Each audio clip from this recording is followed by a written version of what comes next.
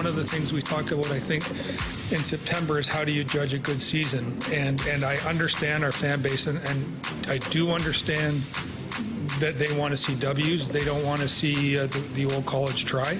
But when I evaluate it, I did see a lot of positives. I saw a young player like Jake Neighbors go from a call-up player to a fourth-line player to almost a 30-goal scorer. I saw Joel Hofer go to his first year in the NHL. Looks like a pretty good goalie. We saw Scott Perunovich play, and now we know what we have, and closer to what we have. So I found positive things in outside of wins and losses that I think we can build off of. Let's get nasty on a Thursday. It's the Fast Lane on 101 ESPN. Your time check. What time is it? Holy 3 crap. o'clock? 2:08.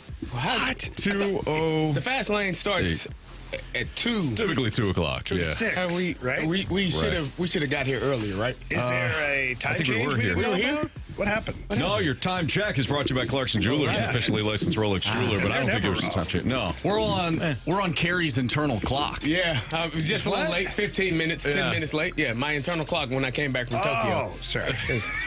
It's not. See, you That get makes out of more. there. That makes more sense. hearing. Yeah, get out. Yeah. A little bit. All right, so you heard Doug Armstrong coming in. Doug Armstrong was on with BK and Ferrario. He was also he gave his kind of the season wrap up. I didn't know teams did that. What? They hold a press conference at the end of the year to kind of explain Good, things that- well-run organizations Wait, why- tend to do that. Why would you not think that, Anthony? Well, because maybe the team. Sometimes they don't, right? Like, who doesn't? Who in their wouldn't right do, mind? Like, who wouldn't talk give to the a fan base? after a season where you didn't make the playoffs and maybe struggled And a there little might be bit? some changes. There's some Potentially. coaching. Guys, this is embarrassing. I can't remember the team that didn't do it. But anyways, the Blues did. So you're Doug Armstrong coming in.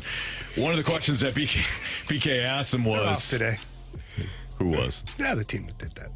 They are off okay. today. Yeah. They got an off day. Yeah. They play Milwaukee tomorrow. they're tuckered out. Yeah, okay. The tuckered out is right. Yeah. So BK asked Doug Armstrong whether or not this season was a success. And Doug Armstrong broke down why there were some successes throughout the season and also discussed why there were some failures. And he led off with the fact that you didn't make the playoffs. That's a failure. And then he kind of did the thing where he was breaking down certain players, whether or not he viewed their season as a success or not. But when you guys look at it, coming into the year, we all thought they were at least a wild card contender. They finish outside of the playoffs, minus 11 point differential, 92 points in a stacked Western Conference. Mm-hmm. They fired Craig Berube. There were elements that Drew Bannister, when he took over, really fixed. There were elements where he couldn't get it done. And you saw some of the reasons why Craig Berube was let go. If you guys were to look at this, was this season encouraging, disappointing, success, failure? How would you categorize it? Yes. Yeah, I think that's fair. All of it. I mean, and I'm not being a jerk at all. Obviously, look, I obviously bleed blue. And I want to sit up here and compliment as much as I possibly can. And there are elements that you can compliment. You know, Robert Thomas made some massive strides as an all-around forward. I predicted just the other day on the morning show here with Randy, Brooke, and Dan, I said, I think Robert Thomas is going to be in the Selke Trophy conversation in a year or two for many years. Here's something maybe you guys didn't know. But of all the number one centers in the NHL, Robert Thomas played the most minutes against other teams' number one centers in the NHL. Wow. So he put up that many points while playing against those guys the entire year. So that's a massive positive for your team. Colton Parayko, I mean, enough said. He not just did he reestablish himself as a great shutdown defenseman in the NHL, I mean, I think he far exceeded expectations. And quite honestly, I felt like his game even continued to evolve in the last 10 to 15 games where you started to see some nastiness, some cross checks in front of the net, some big hits, and obviously a fight against Klim Kostley. That was my favorite part. Yeah, I know. A lot of people, Carey. But when I watch him shift to shift, you're seeing more aggressive play. Not stupid stuff. Right. But like aggressive. Like when he closes a guy out, there's an extra boom at the end of it. Like not just like, okay, I did my job, go get the loose puck now.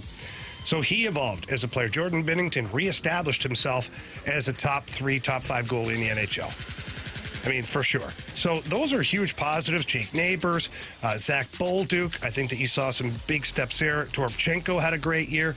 So there are lots of things where you can be like, hey, that's great. You also got a coach fired. So that's not good. A cup-winning coach. A cup-winning coach, fan favorite, the man, whatever. Okay. You got him fired, and you had stretches of hockey to where it looked a little disinterested at times. Then you had losses to teams that you shouldn't even consider losing to.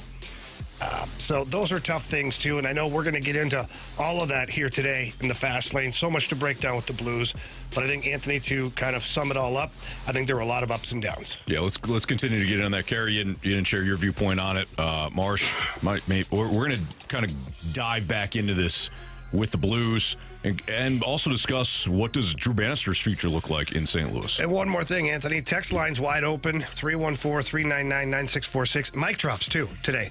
Today's a day where we want to hear what you have to say. Definitely. After hearing Doug Armstrong, Drew Bannister, some of the players today, where is your confidence level with this team? Leave a mic drop on the 101 ESPN mobile app. Click the little mic there, and we'll get to it. More Blues talk next in the Fast Lane on 101 ESPN.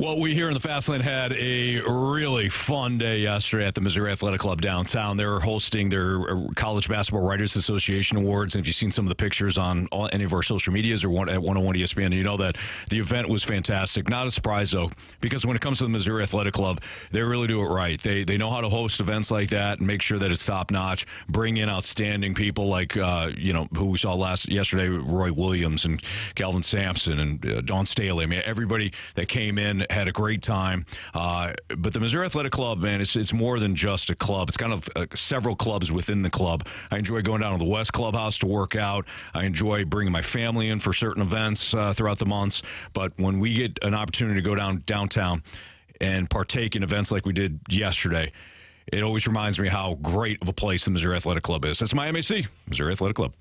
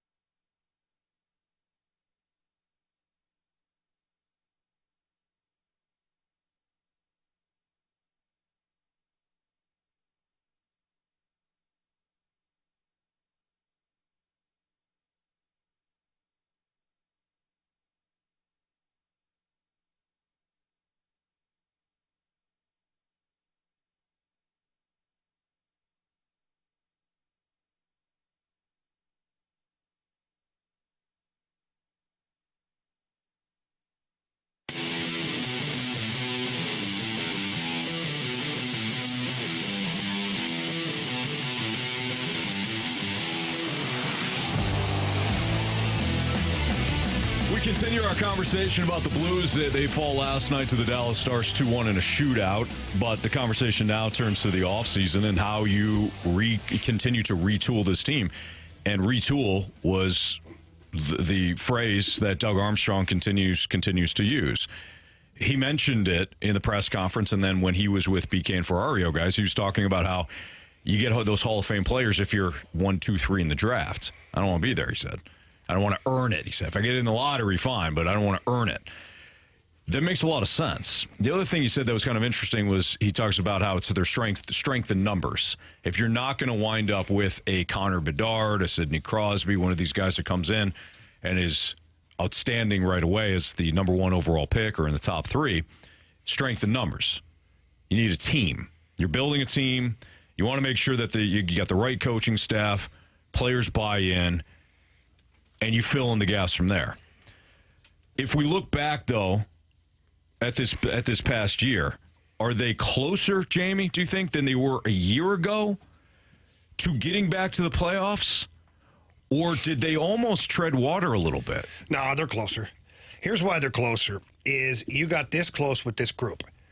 And if you look at the roster, it's not hard to look at it and go, okay, well, there's probably 4 guys here that won't be here next year. And if that's the case, and you got that close with a roster that was imperfect, not that any roster's actually perfect, but you know what I'm saying? Sure. I think Army will do a good job of filling in some of those spots with players that might be a little bit of an upgrade. And if that's the case, then it gets you closer to being in the playoffs. And you got to expect that some of your guys are going to take steps ahead again next year. Whether it is Jake Neighbors, although 27 goals is pretty tough, but maybe it's more assists, maybe it's more ice time, maybe it's bigger responsibilities on the ice. Bolduc, what does he ultimately become? Some people have him pegged as a top 6 forward next year. I'd say tap the brakes a little bit. If Zach Bolduc is a top 6 forward on your team next year, 2 things have happened. One, he's shown up to camp, and he's absolutely blown your socks off to where you're like, yep, that's our guy, which is great. That's what you want. Or 2, you don't have the personnel again, and now he's being put into a top 6 role. Sure. Because ultimately, and I would say this, if you look at Vegas, if you look at the Avalanche, Dallas Stars, like the top teams in your conference, where would Zach Bolduc slot in? He'd ultimately be a third liner, right? Yeah. So if your trajectory or your path is to get to where those teams are, then a guy like Zach Bolduc is a top 9 forward, and that's okay. It's fine. Brandon Saad's a top 9 player, put up 26, 27 goals this year. Like, you can still be a really helpful player on a third line, and he'll get power play minutes because he's got that great shot. He's got that offensive awareness. So, 40-point season can be a 55, 60-point season because of opportunity. So I think that this team is closer to where it needs to be. I think that Jordan Binnington learned a lot about himself this year. I think he unlocked some things physically and mentally. Joel Hofer, he'll be even better next year. Robert Thomas, more confidence. Like, you have to remember that those guys, like Jordan Kyrou too. Let's focus on Jordan Kyrou. There's so many different opinions about this player, and all of them can be true. Because it depends on what block of games you've watched this year or what block of games you've focused on more. If you focused on the beginning of the season where he couldn't score, but he did get the opportunities. Army did talk about the analytics. They do say, like, he's in a dangerous scoring spot, he wasn't scoring. It's like nailing the baseball, but, it didn't find a hole today type thing. Right. It's never good. No. But when you're talking Jordan Kyrou specifically, this is a guy that in the last 10 to 12 games played with that compete. Was he perfect? No. No, there's still lots to work on. But his compete level, which people have been questioning, that was there. And they were meaningful games. So again, he's another player you'd expect to take steps forward. If all that rings to be true, and depending on who your head coach is too, does Drew Bannister continue to move this ball forward? Is it somebody else? Is it whatever, coach X, Y, or Z? All of those things for me will help this team get into the playoffs next year. I agree. I think when you're talking about are you happy, frustrated, where do you think this team I think you're just okay with what happened this year. If they would have made it to the playoffs, I think that would have been probably exceeding some people's expectations. And so you look at what they did. You talk about the goaltending. I think it got much better from last year. I think Jordan Bennington played extremely well, and Joe Hofer as his backup was outstanding. I thought he did a great job. Robert Thomas is going to be. I was listening to BK and Ferrario earlier. He believes that he may be a 100-point point guy in the near future, which if you get another player on the line with him, possibly. I think he took a step forward and kind of his maturation and how he played the game. And the person that probably surprised us all, again, was Jake Neighbors. Just the way that he came out of nowhere. I think I talked to you about him last year and was asking, well, what is he? It may be a 10 to 15 goal type of guy. But you're looking at a 25, maybe 30 goal scorer if he does the dirty work in front of the net and just is able to put his body in places to chip pucks in and knock pucks in and just be an irritant and a person that is in the way. Mm-hmm. And so you're looking at that. I thought that you saw some growth and some maturation in there, and I think that they are headed in the right direction for, potentially being a team that makes the playoffs and puts some pressure on some people. I do want, like you said, the physical toughness part of it, that aspect of it, I think they started to, when Colton Parayko did it, now everybody's like, oh, if he's doing it, well, maybe we should all get in line and be a part of it. I think they need more of that. I think they need a real tough guy, like a guy that, plays well, but is also a guy that you're not going to bully or allow his teammates to be bullied. And if you get that type of guy that can be a game changer, I think they are right there. Yeah, I agree with that. I mean, Jamie, you kind of you had said something I think last week, adding pieces that are going to reestablish what culture you want. And I know we throw around in the sports hemisphere, the sports sphere, we talk about culture a lot, but it is vital. If you're not going to have the best roster, and few teams do, obviously, I mean, the majority of the league does not have the best roster, can you bring in guys that are going to hold the other players accountable, draw the most out of them? Because the head coach can only do so much. So can you bring in guys that you want here to fit the culture and to echo what the organization wants out of its players? And that's going to be something that I think Doug Armstrong can add this offseason, and I think he will. There's one guy that's out there it's not a fighter per se, but I would love for the Blues to go get him this offseason. I think he's got one more year on his contract, and I'm going to pull this up as we dive through it. And this is going to be a name that, well, some people may like it, some people may not. But this is a guy that plays physical every single game for his team, and that's Luke Cunnin. San Jose Sharks, he's a local boy, grew up here in St. Louis, played Blues AAA hockey here. And he was a high draft pick, was part of that group that was picked up in the first round, that one massive draft year. And he's going to be a restricted free agent coming up here in the offseason. So that means that San Jose is going to have to qualify him to retain his rights. I don't know if you're Army, if you try to make just a quick trade, I don't think it would take all that much to get him. But that guy competes. He finishes every hit. He blocks every shot. He's a perfect third liner. He can play center. He can play wing. He's really responsible defensively. He kills penalties on a nightly basis. But he's a pain in the neck to play against. Look at what he did this year against the Blues. Every time you turn around, he's hitting somebody. And he hits Jake Neighbors, puts him out like it was a good hit. Do we like the result? No, I hated the result. But then he fights Justin Falk. And then he goes on and finishes, runs around again after that, scores. That's the kind of guy that I'd like to see Army add to this roster next year, where you can plug him in all over the place, kind of like an Oscar Sundqvist, and he gives you that grit. And can you imagine the energy that guy would play with coming back home to play for the Blues? Right.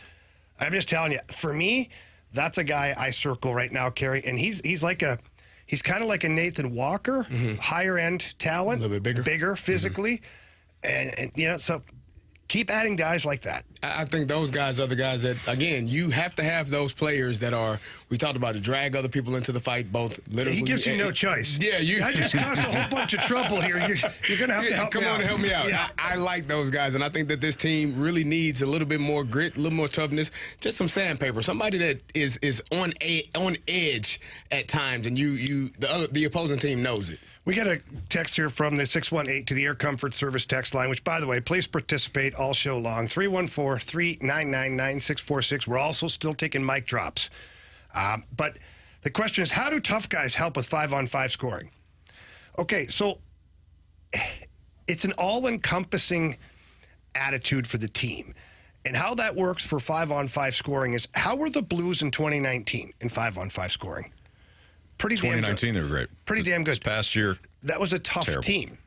Now, they had a couple of guys who could throw the mitts down, whatever, but it's playing along the walls. It's retrieving dump-ins. It's winning puck battles. It's getting to the hard areas. Like Army and Bannister today talking about Jake Neighbors. Well, he figured out how to get to the hard area. Guess what? It's not that hard to get there. I'm sorry, it's not. There's no Dave Manson cross-checking you in the front teeth anymore. There's nobody's doing that. Yep. Now, it's all relative, because in today's game, that's a hard area. That's fine. It's great. But it's not that hard.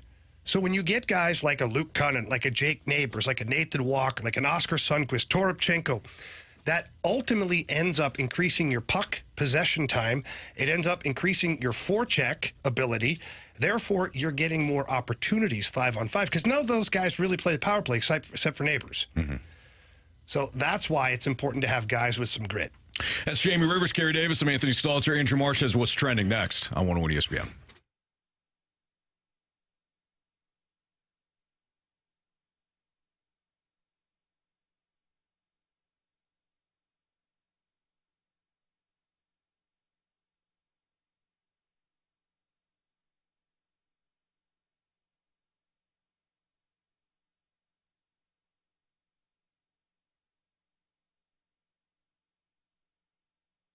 Boys, the NHL has finished up their regular season. Pretty much, anyways. A couple games tonight. But playoffs are right around the corner. So is the NBA. The NBA with that awesome play-in format, Carey. I know you love that. Yeah, I don't. But I do love FanDuel, and I love everything that goes along with FanDuel, and especially in the NBA playoffs.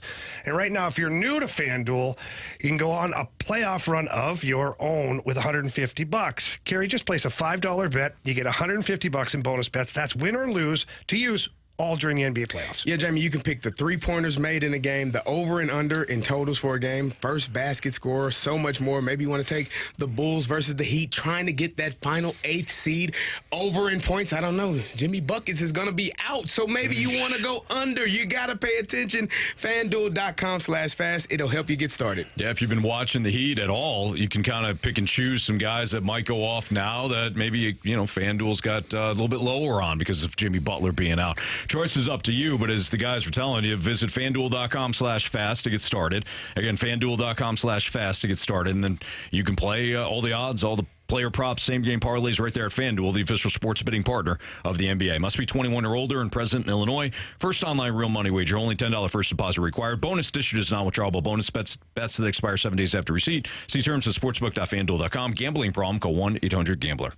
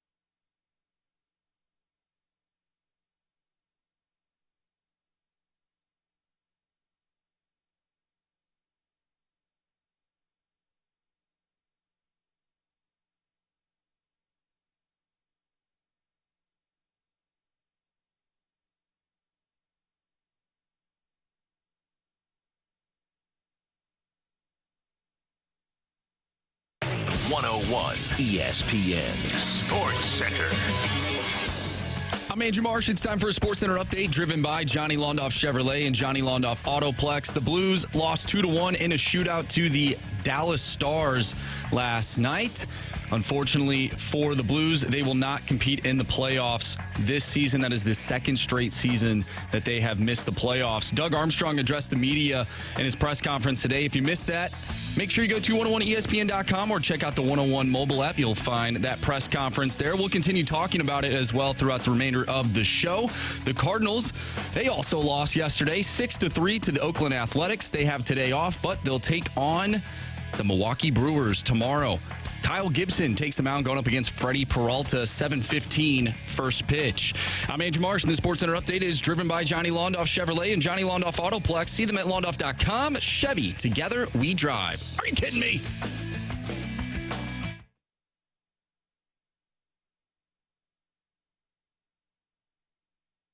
It's time to find out what's going on in the sports world with What's Trending Now. Brought to you by Goodwill. Donate a car and get tickets to the St. Louis Cardinals.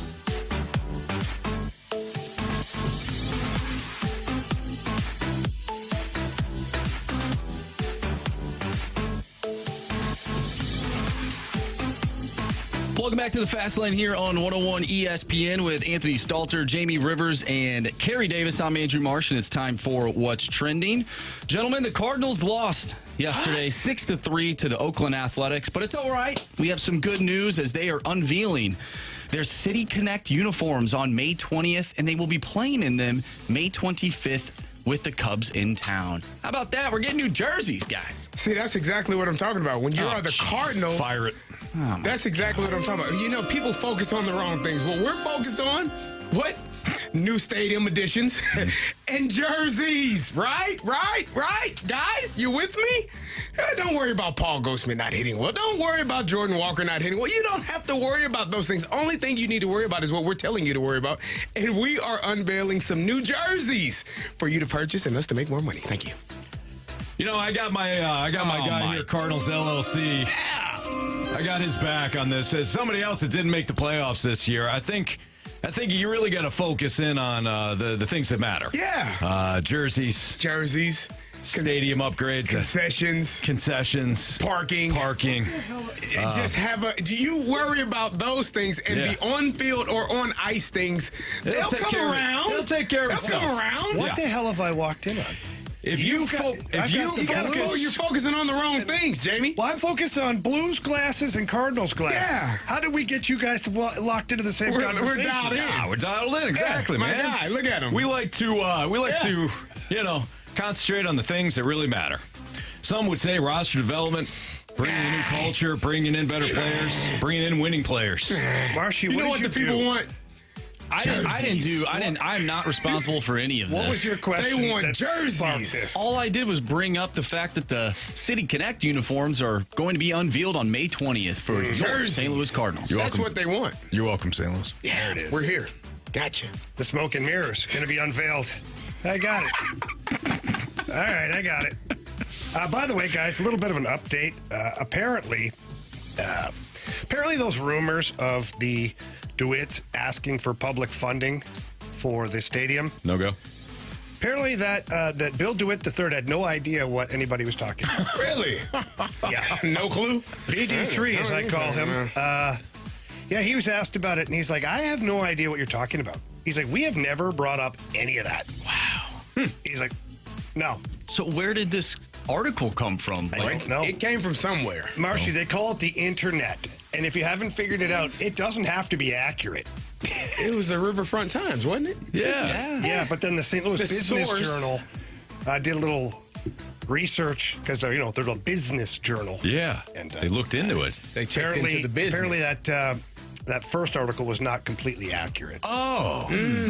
So somebody's going to lose a job. But Jamie, you like to fire people. Go ahead. I fire people on the spot. I don't care. That guy or gal's Carey, fired. you're fired. Whoa. I don't have the authority to do that. And I like you as a teammate. I got carried away there. That's my bad. Thank you. You look at me like that, keep it up. You're next, buddy. That right. Next thing we know, Just be Jamie in here. Another article is going to come out saying that Elon Musk has bought the St. Louis Cardinals. Whoa. No, that was Anheuser-Busch, Marshy, and man, it's it a was different close. It was close. Yeah. No, it wasn't. We got to keep Jamie off Twitter. Hey, guys, that had nothing to do with me. Yesterday, that had everything to do with me. The Cardinals reported nothing to do with me. Fair enough.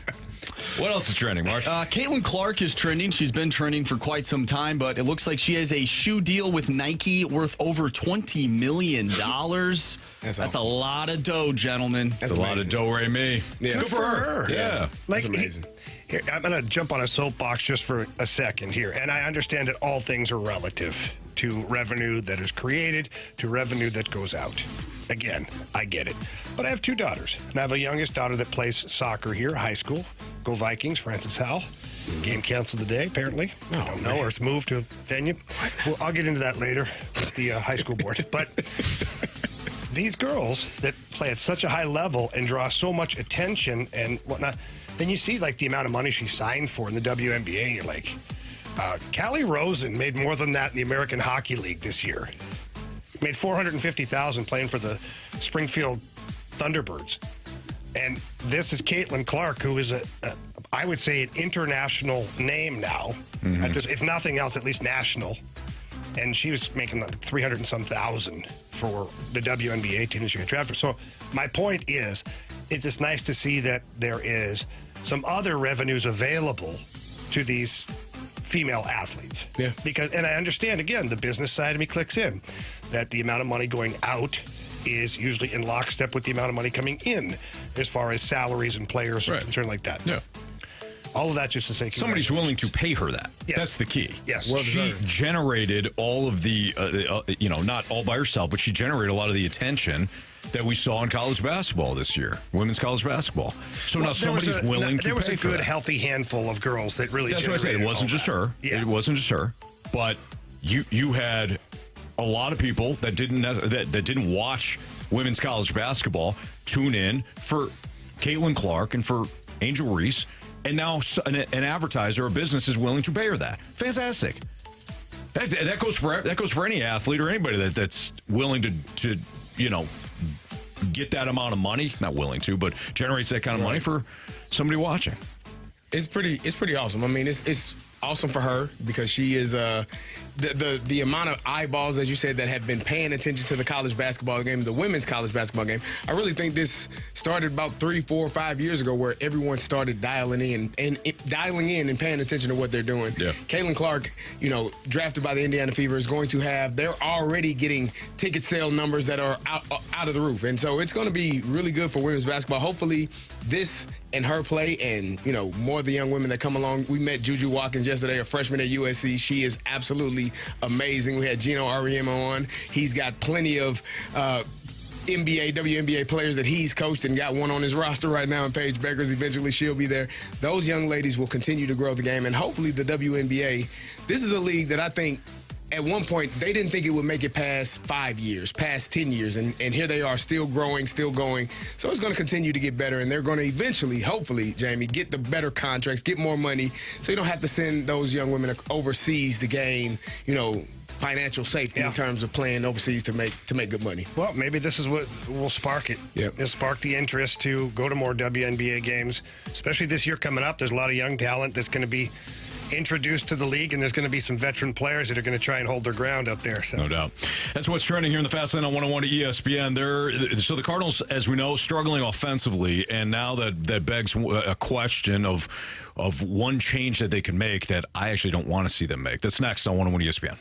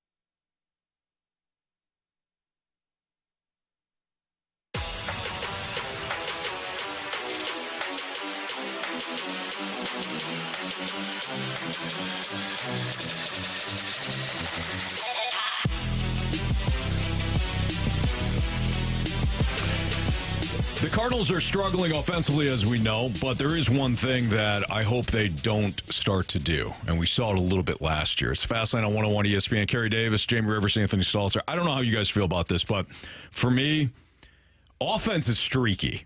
Even if you have one of the best offenses, you can find yourself in ruts where you're only scoring a few runs per game, and seemingly everybody 1 through 9 is struggling within the lineup. Then there are times, even when you have a bad offense or a bad team, where you're scoring 6, 7, 8 runs a game. Baseball is streaky that way. One thing that isn't streaky is the play of your defense. Defense often isn't a streaky component to a game. Guys, I hope they don't start to sacrifice defense thinking that they can get offense. Again, we saw this a little bit last year. Now, I don't know. We can kind of look at what that would look like, but I'm talking about, for example, maybe moving Alec Burleson into the outfield or something in hopes that you're going to generate more offense. I don't want to see that. I want to see one component stay consistent. And right now, save for yesterday and only a handful of games, the starters have kept you in games. The bullpen has been very good. And your defense has been excellent. I'm good with a run prevention approach early on while the offense figures things out. Let me ask you this, because I'm just going to be completely honest. I haven't made a deep dive into the analytics on the Cardinals offense. You know, what is their hard hit rate? What's their barrel percentage? Like, sure. Are they just unlucky right now, or are they just bad? And I know that, I know that both of those things can actually be the same. Right. To where it's bad because you're unlucky and it doesn't matter how you get there. But there is a difference. If they're barreling up the ball and they're hitting it hard, it's just a matter of time. So there is 1, 2, 3 hitters that are barreling pretty good, 1 outstanding, 2 pretty good. Who are those players? You want to play the guessing game? No, not really. Oh, no? I just want to get to it. Oh, Carey, don't rush into this. This isn't a fun topic. No. It's not a fun topic. These guys. Nolan Gorman. I mean, not Nolan Gorman. I'm sorry. There's Paul Gorman. There's one Paul Gorman. There's Brendan one Donovan is player one that is He's not hitting it very barreling hard, though. There's one player that is barreling the ball incredibly well. Herrera. Right now. Ivan Herrera. Okay. The other 2 that have been okay. There's other 2 that have been okay. What's Contreras? No. Arenado. No. Oh. One's going to surprise you. Victor Scott. No and no. Win. No. Win. Barreling the ball? Barreling the ball. We're not talking about hard hit. We're talking about barreling. Jordan Walker. I'm going to say We went through the whole Jordan Walker. lineup. Oh. Jordan Walker's one. I'm all the way into Memphis at this point. You had mentioned another one earlier. Alec Burleson.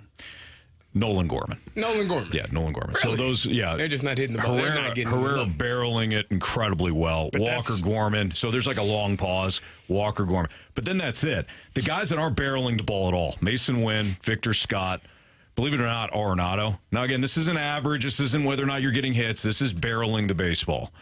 I mean, I believe it. I've Paul been watching every Goldschmidt, game. Alec Burleson is not. Wilson Contreras is kind of in the middle. And then Donovan is a slot lower than Nolan Gorman. That's it. If you want to look at like hard hit rate, we can do that as well. Same idea. Ivan Herrera has got the best hard hit rate on the team, followed by Wilson Contreras, followed by Burleson, then Donovan, then Walker. The guys that are not hitting the ball hard at all, Victor Scott, Goldschmidt, Mason Wynn, and Arenado. Nolan Gorman not necessarily hitting the ball hard either. So it's not unlucky. It's just they're not good right now. I mean, one of your best hitters, no question about it, is Paul Goldschmidt. He's not barreling the ball. He's not hitting the ball hard. That's a problem. You might be thinking like, so what? So what? What does that mean? What that means is if you're hitting the ball hard, the ball, I mean, you are squaring it up with, and you're catching the barrel, and you got a little bit of, I realize this is kind of a trigger word for some people, but you got a little bit of launch to you. That's where your extra base hits come from. You're going to hit doubles. You're going to hit home runs. If you're not hitting the ball hard, you're not squaring it up. A lot of times you're missing it. Those are easy fly balls. Maybe you're beating the ball into the ground. You're getting out. Beyond that, are you swinging and making contact? And that can be a whole other category. But, guys, there's only Ivan Herrera is smoking the ball. That's about it. That's it. So even if you were saying, well, hey, let's get Alec Burleson in the lineup, or maybe we move Newt to center field and all that, we're going to go with our best offensive lineup, whatever that looks like. You don't have enough guys hitting the ball hard enough on the barrel to make a difference right now. So why sacrifice the defense when your pitching staff has been pretty good to date? And I would assume that the pitching staff has been good because it's been solid defense behind them. I think that those things go hand in hand. Yeah, I would agree because there hasn't been a whole lot of swing and miss. Correct.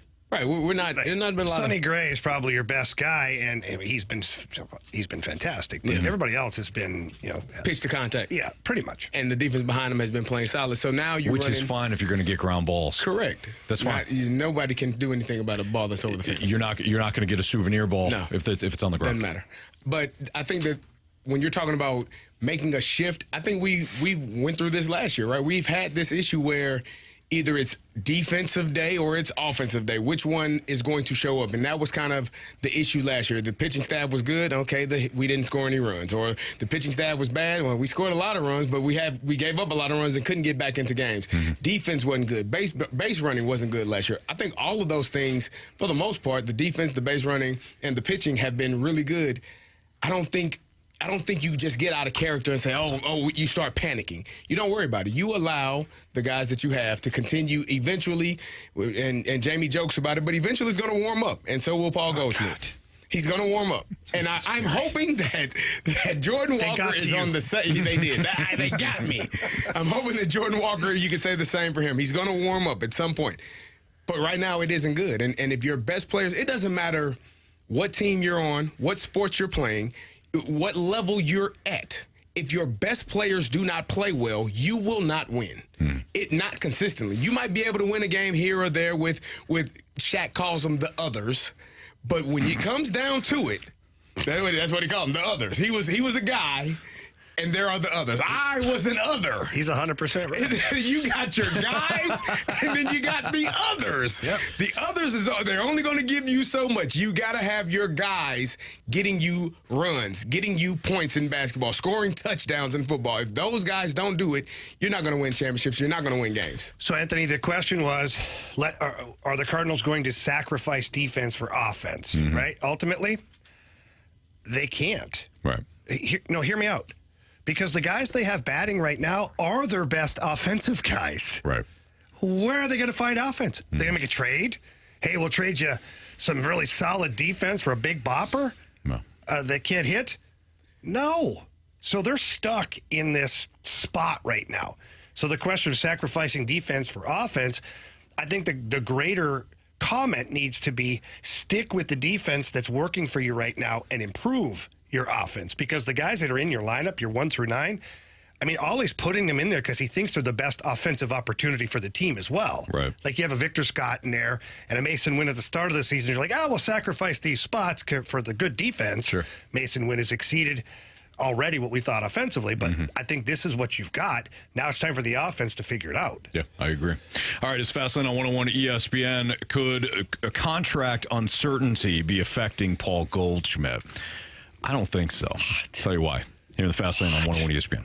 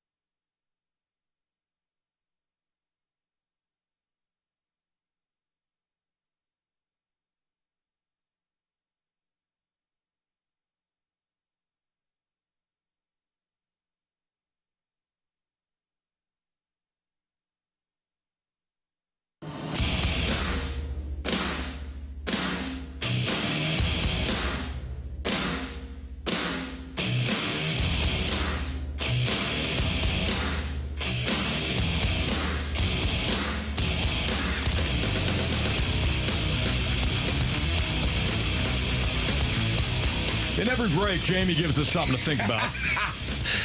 I don't want to think about that. Well, you don't want it. You have. But all of a sudden you do. You start thinking about it. Yeah, it's inevitable, guys. Yeah. You'll get there. 302, your time check brought to you by Marcy. Clarkson Jewelers, an officially licensed Rolex jeweler. Sure. Carey Davis, Jamie Rivers, Anthony Stalter. Is the contract uncertainty surrounding Paul Goldschmidt, who is in the last year of his deal, could it be affecting his performance right now? Only Paul Goldschmidt knows that, but if we're just going on history here, this is somebody that has routinely struggled in April. This is somebody who has routinely struggled for the first month and a half, dating back to his years in Arizona. I don't think that this is a situation, guys, where all of a sudden Paul Goldschmidt, after making as much money as he has, after being in the league, after seeing it all, I don't think suddenly he is struggling because of the contract uncertainty. How old is Paul Goldschmidt? 38. No, I think he's 37, right? Or turning 37? I'm sorry, he's 36. Turning 37 in September. Yeah, 36, sorry. I was invited to his party last year. Yeah, That was nice. it was weird. It was a little balloon party. It was just him, too. Yeah. Yeah. Just you two? His kids were there. They're great kids. Well-mannered, great kids. Anyways, when I think of Paul Goldschmidt at 36, turning 37, the contract's not bothering him. Like, he's got so much money put away. He knows the Cardinals want him. John Mozeliak on record saying that he would like to see Paul Goldschmidt retire with the birds on the bat. Mm-hmm. So it's not like there's this big, hardcore negotiation that's currently taking place. I don't know what the holdup is. Maybe it's Goldie wants 3 years, and the Cardinals are like, yeah, we'll go 2. Or maybe Goldie wants 4 years. Which, by the way, some team would probably give him 4 years, but the dollar value is going to come down at that point. 4 years, wow. Some team might. But I don't. Otherwise, Carey, I don't understand what the hang-up would be for either side at this point, because Goldie has made, a king's ransom when it comes to the amount of money he's gotten over the course of his career. And the Cardinals, they know what they're getting in Paul Goldschmidt. I wonder if it's a situation where I wonder which side is holding this up, or if they've even talked about it. I'm sure there's been some conversation between his representatives and the Cardinals, but I wonder what is the holdup, or maybe the Cardinals are saying we are going to play this thing out and see how it goes. Maybe, which in my opinion, do that? You play hardball? In my opinion, I said this last year. If you were the way that the season was going last year, if you were looking to trade a player at that time, a lot of people were saying, oh, Nolan Arenado. No. To me, if you were going to trade someone at the trade deadline last year to make your team better, it would have been Paul Goldschmidt. I tried to tell Anthony several times. He was, because of the age, because he's coming off of an MVP season, his value, in my opinion, was the highest that it was ever going to be. Now, you're 2 years removed from that, and it's not going to be as high. And couple that with the play that he's having to start the season off, you're really looking at it and you start to wonder and you start to worry, is age catching up? Because I know everybody that has watched sports, other than LeBron James and Tom Brady, those are the only 2 players in my lifetime that I can say Father Time did not slap the hell out of them. We all got slapped at some point by Father Time. It's inevitable. We were going to be at a point where we could no longer play at the level we did when we were 25, 28, 32. And here he is about to be 37 years old. It just changes. So I think that's going to be a question as to whether or not he's capable of playing at that elite level. Oh, that too. Playing at an elite level, the older you get. Did you see what just happened? He dropped the pen. I dropped my pen on the button. And it went up. And it went up. That was pretty awesome. Go ahead, Marshy. What do you? No, I wasn't. I was going to say something, but I literally just dropped my pen and it hit the button. He's like, "You're taking too damn long. I got something to say." That was like the Grammys. Yeah. He's giving you the wrap up. And he's like, "Now, run the music. Wrap it up, Carey." Sorry. Stalter on the fumble. Really? Got my name right on that one, huh? Just the older you get, I don't know what the holdup is, but we'll see. Maybe the Cardinals are playing hardball and going to say, we got enough players here. We got enough outfielders. Weird. One of them can play first base. I'm sure. It can't be that hard, right, Anthony? After they just hand out extensions. It's extremely hard. Fowler and Carpenter and all these other guys that are just gift-wrapped extensions, it seems weird that they'd play hardball with this guy. Yeah. I will push back on what you said, Anthony, about him struggling early on in the season. At this point last year, and let me say what his numbers are right now. He's batting 182, a 284 OBP, and a 227 slugging percentage. At this time last year, he was batting 328 with a 442 OBP and a 516 slugging percentage. So I don't think it is in 2022? In 2023. So last year. Oh, I'm sorry. I'm looking at 2022 right now. OPS, slug was 372. OPS was 728. And then all of a sudden in May and June, he started ripping the cover off the ball. 2019, exactly, Jamie. 2019, slugging percentage 420, 753 OPS. For Paul Goldschmidt, I mean, it's not every April. I probably, I shouldn't have said every single April for him because he does, I'm looking now, he does have, dating back to Arizona, he's got some good April. So I think that's the point you're going to make, Marsh. Yeah. But typically, for Goldschmidt, he's a little bit of a slow starter. But go ahead, make your point. I mean, that just was my point. That I think last year he did have a solid start to the season. So this is something, and even when he didn't, I don't know if he was having numbers like these. Like this is not that great. Yeah, at least up until this point. Now there's still about half of the month left, and things could change. Hell, he could hit 3 home runs tomorrow, and then we'll be like, "Hey, Paul Goldschmidt's back." So, right. We don't really know what's happening, but these numbers are concerning for a player that is of his age. I would agree.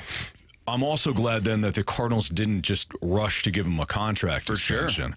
I think you have to. I realize Goldschmidt won an MVP a couple of years ago. He's been a very good Cardinal. He has been what the organization wants in a player. I think eventually he'll get a contract extension because, again, the Cardinals want these types of players. But you've got other options at first base if you do want to move on. If you want to move Jordan Walker to first base and say, hey, you are now our first baseman moving forward here. Sorry, you got to learn another position. At least you'd be moving him back on the dirt, which is where he started. Would you be wasting his arm? Yeah, but I would rather see Walker at first and maybe in the outfield. There are options that you can create here if you want to move on from Goldschmidt at some point. Do you think that the Cardinals worry about like legacy and having that Hall of Fame player on the roster and making sure that there's always one here, at 1 or 2 here, and that could be part of the reason why they would not move on from a Paul Goldschmidt? Like the looks of it, obviously with Albert, you let him go because you weren't going to pay that number. If the numbers would have been the same, or they would have stayed with Albert. They would not have let him leave. But in terms of Paul Goldschmidt, who is not going to get a contract like what Albert got, do you think that that's part of it? Like at some point we're going to get an extension because, hey, he's a Cardinal for life and he's in a Hall of Famer, a Cardinal Hall of Famer, and maybe a potential future Hall of Famer. Do you think that plays into it? I don't know one way or another. Jamie, I'm interested in your thoughts on it. I don't think so. If they do, then what are you doing? I don't think that's as important. I mean, correct me if I'm wrong, and listeners can chime in on this too. If you're focused on that, you got to have a legacy player as opposed to having somebody that's going to contribute to you winning games, which is the only thing that matters. Then what? Why? Then you're concentrating on the wrong thing. Last time I checked, you don't get World Series trophies just for having Hall of Famers on your roster. No. You don't get division titles. You don't get pennants. None of that stuff. It's not automatic. It's not automatic. It helps. It does, but look at Mike Trout. Yeah. Okay, like he's a first ballot Hall of Famer. No question. One of the greatest baseball players / outfielders that the game has seen. Hasn't won anything.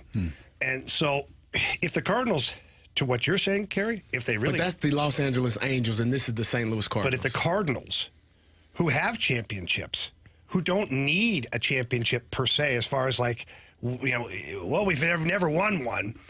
If they're hanging on to Goldie just because they're worried about a future Hall of Famer, like then everybody should be fired. Well, then what was Put the right damn players in place. When you have a 91-loss team and you were headed that way at the trade deadline, what were you expecting this team to be this year? Because again, that was the best time. If you here's the thing, the Cardinals have to re-sign him.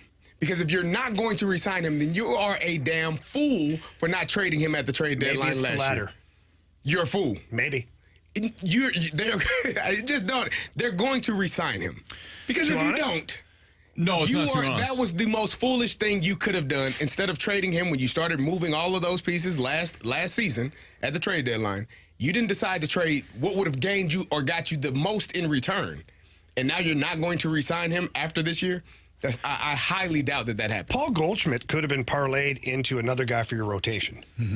Easily. An ace. Anthony, I joke all the time. Somebody said that. I'm going to give you full credit. Last year, Anthony took a beating from a lot of different people. Text line, YouTube. My own mother. Your mother. Not even a Cardinals fan.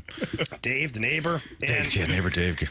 But to your point, Carey, if you weren't going to automatically announce an extension, which I thought it was coming in the offseason, then I'm like, well, they do this stuff at spring training. It's usually a sit at the table moment. Well, they didn't have that moment.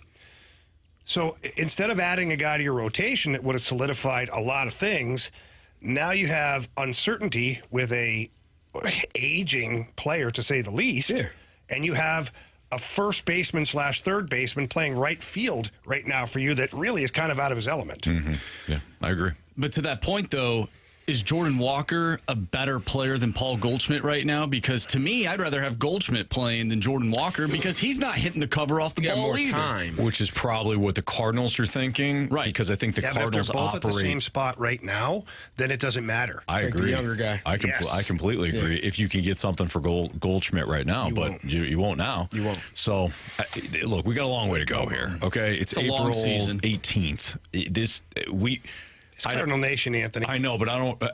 This is also Goldschmidt, who he gets his numbers, and I think he's going to get his numbers this year. I don't think we're witnessing a steep drop off. All I'm saying is, if we are, I'm glad the extension didn't come because then you're going to have a Matt Carpenter situation all over again when you signed him to a contract extension as opposed to letting it play out. All right. Chris Kerber's going to join us next. We'll wrap up the Blues regular season. Talking to Kerbs next on 101 ESPN.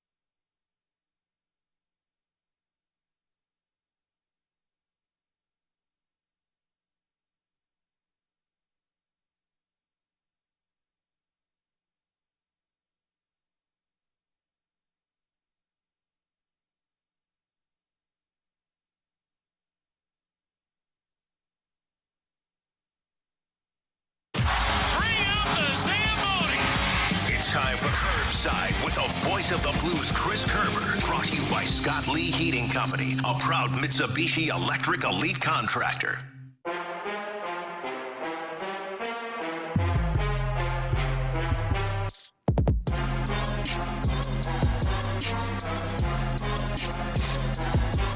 It's a Fast Lane on 101 ESPN with Carey Davis and Jamie Rivers. I'm Anthony Stalter. Let's head to the 101 ESPN Celebrity Line. We're talking to our guy, Chris Kerber, voice of the Blues for the Blues Radio Network. Kerbs, how are you? Guys, I'm doing good. Season is set. We looked at the off season, and huge thank you to Grant Francis and Jordan Deacon and Mike Ryder and everybody over there that helped us get through another season of Blues hockey. It's never fun when it ends, but it is fun as hell while it's going on. Absolutely. Kerbs, you were there for the press conferences today. What's your biggest takeaway from what Doug Armstrong had to say regarding this season and moving forward? Yeah, Jamie, I think the biggest takeaway is something that Joe and I talked a lot about over the last week or so on the air, and that's the perspective of where this team really is. I did a lot of comparing this year on the air, kind of keeping tabs of things that Doug said at last year's trade deadline, at the postseason presser last year, early season this year, the coaching change presser, that kind of thing. And, I think in the end, I think this season, except the hope of the playoffs, I think the season played out pretty much as expected in a lot of ways. And, we can debate right now, and I think it's a great debate, is this a good scenario for the Blues or maybe one of the worst case scenarios for the Blues? Like worst case meaning, you missed the playoffs, would it have been better to get a higher, much higher draft pick? The other part of that debate is you had all those young guys, including the call-ups from Springfield, playing in very meaningful games against some of the top teams in the league down the stretch, and as you know, that is extremely valuable experience too. And it's not possible to get both. So time is going to tell on that one, but in the end, you had a regular season that was 11 points better than last year in what was a year that was year number one of what was expected to be a 2 to 3 retooling process, and in the process played 80 games with the playoffs still within your reach. So that to me, I think you've got to be confident that they have a plan and this plan can work. Kerbs, we learned a couple of weeks ago that Snuggerud was going to stay in college. And so you talk about the offseason and some of the transition that has to be made. How much did that decision impact what Chief is going to have to do going forward? Sorry, you cut out on that last part. Army, sorry. What did I say? You said Chiefs. That's right. We understood what you meant. How much does that decision impact what Army is going to have to do going forward? The fact that Snuggerud is staying in college and they're going to have to make all of these transactions in the offseason. Yeah, you know what? Army addressed Snuggerud today, said that he felt that had Snuggerud turned pro, he would have been in that grouping of Bolduc, of Dean, and of Kessel. And that grouping, the way he described them, Carey, was a group that they're on the roster now, which means it's their spot to lose come training camp. Now, they're going to have really good summers and train hard, and they're going to have to come in and make sure they earn that spot and then keep that spot. And because except for Kessel, the other two still have options to go back down to the minors. And he said that Snuggerud would kind of be in that group, in that ilk. So I think I don't know how much it changes things. I think they were hoping he was going to turn pro, but they knew full well there's a chance. I can totally understand Snuggerud wanting the chance to go back, win a national championship, possibly. The uncertainty of the situation here from a coaching standpoint, could leave some things unsettled, I would think. And so, put that all together. I compare the Snuggerud thing to TJ Oshie. We were all hoping TJ was going to turn pro after his second year at North Dakota. He went back for a third year, and things worked out just fine there. So it means that Snuggerud's still going to have a spot. They're going to hold the spot for him for a year later, and they might have to find, another stopgap in the interim there when it comes to him in that spot. But he said Dvorsky, of all the other prospects, could be the closest one knocking on the door to potentially being an NHL player next year. You obviously, and then he talked a lot about internal growth, and that will happen too. More minutes for neighbors in key situations, more for Bolduc, things like that. So a lot of holes still to be addressed, but at least they know going in right off the hop in the offseason that the Snuggerud one is one that will wait.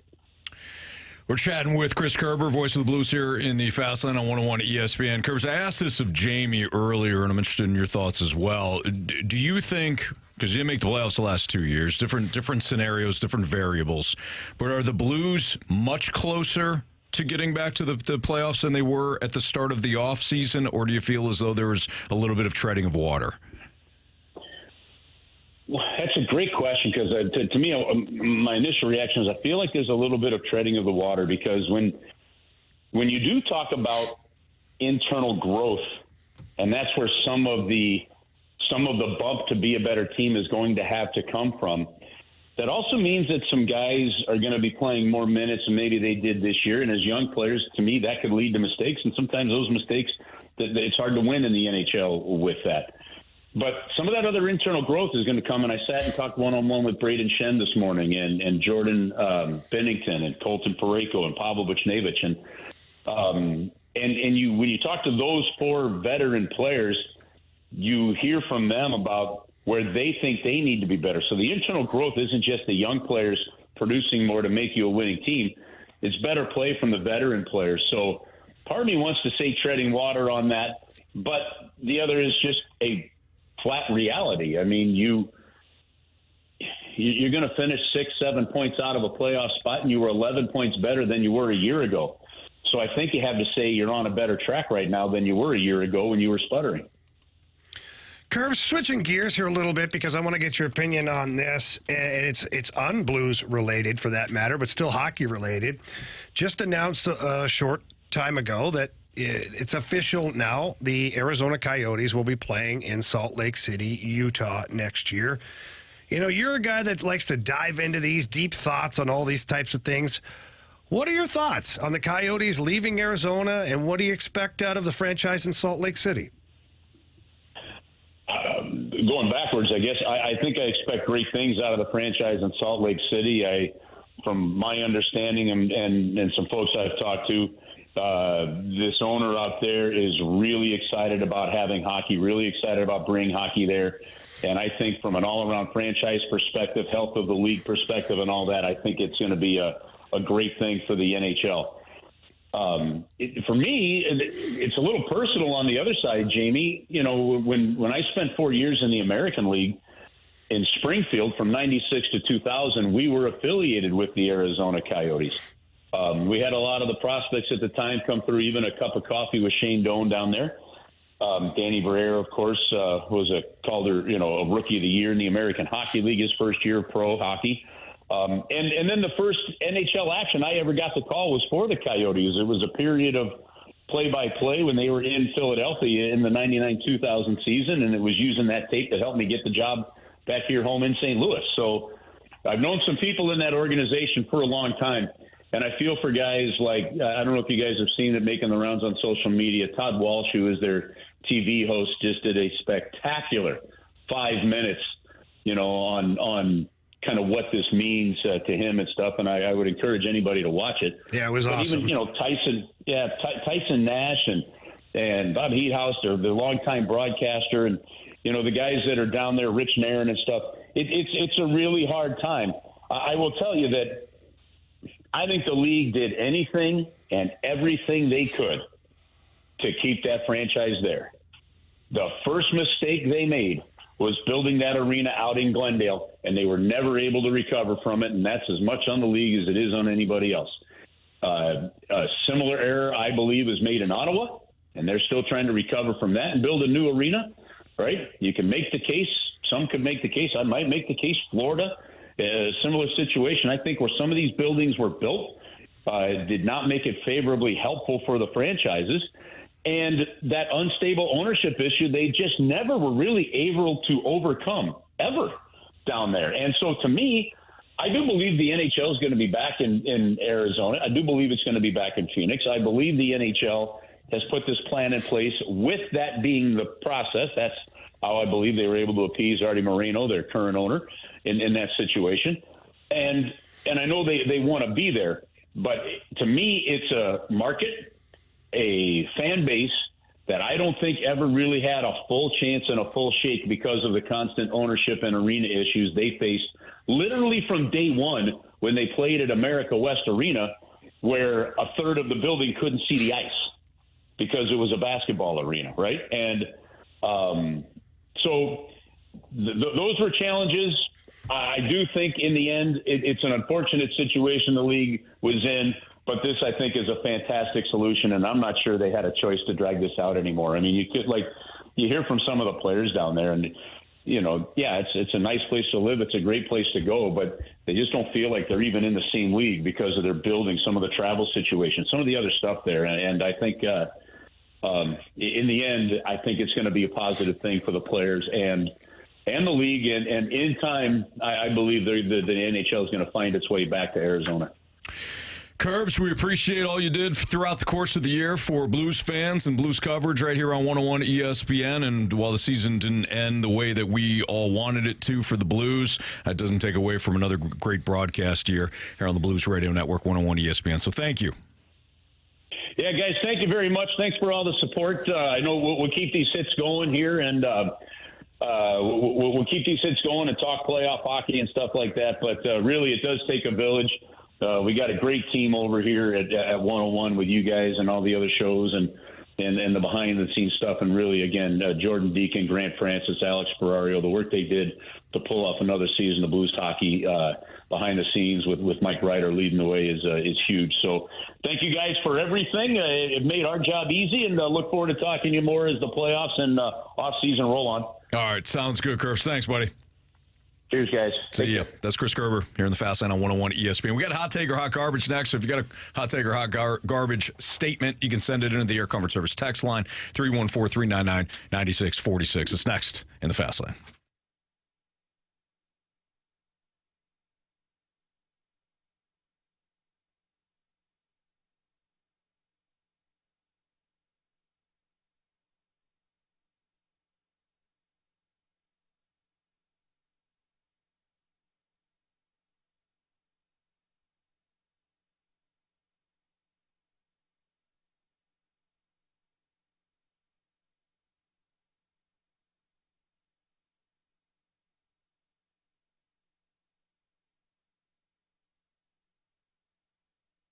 Gentlemen, if I said if FanDuel was going to give you $150, would that be okay? Yep. Yeah, that'd be nice. All right. Well, that's what they're doing right now through the NBA playoffs. New customers to FanDuel, they'll get that $150, and all they have to do, Carey, to earn that is place a $5 bet. You'll get that $150 in bonus bets, win or lose, by the way, and you can use that throughout the NBA playoffs. Yeah, you can bet on three-pointers made in a game, maybe the over-under totals for a game, a first basket scorer, if it's who's going to score first. Anthony loves that play. It's nerve-wracking, but he loves it. And there's so much more, so many other bets that you can choose. All you have to do is visit FanDuel.com/fast to get started. That's right, FanDuel.com/fast, and then you can get the $150 in bonus bets, win or lose, to use during the NBA playoffs. It's all courtesy of FanDuel, the official sports betting partner of the NBA. Must be 21 or older and present in Illinois. First online real money wager only. $10 first deposit required. Bonus issued is not withdrawable bonus bets that expire 7 days after receipt. See terms at sportsbook.fanduel.com. Gambling problem? Call 1-800-GAMBLER.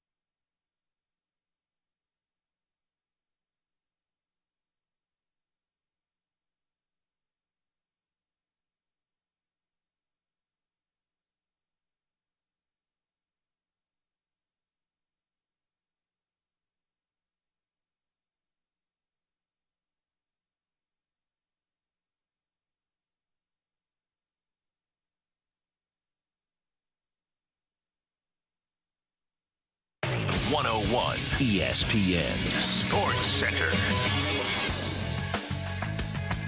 I'm Andrew Marsh. It's time for a Sports Center update brought to you by Saliga Heating and Cooling. The Blues finish off the season with a 2-1 shootout loss to the Dallas Stars.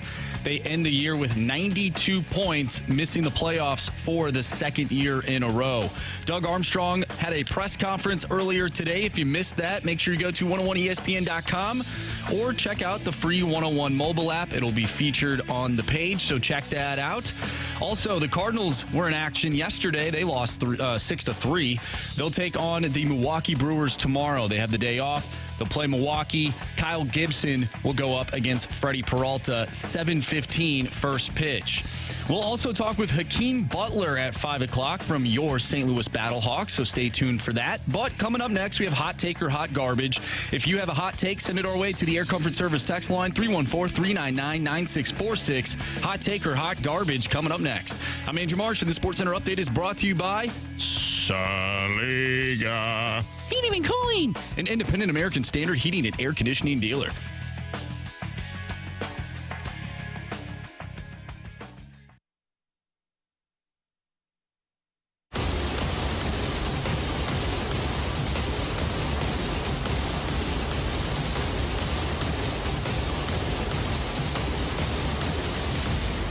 Boom! Hot take!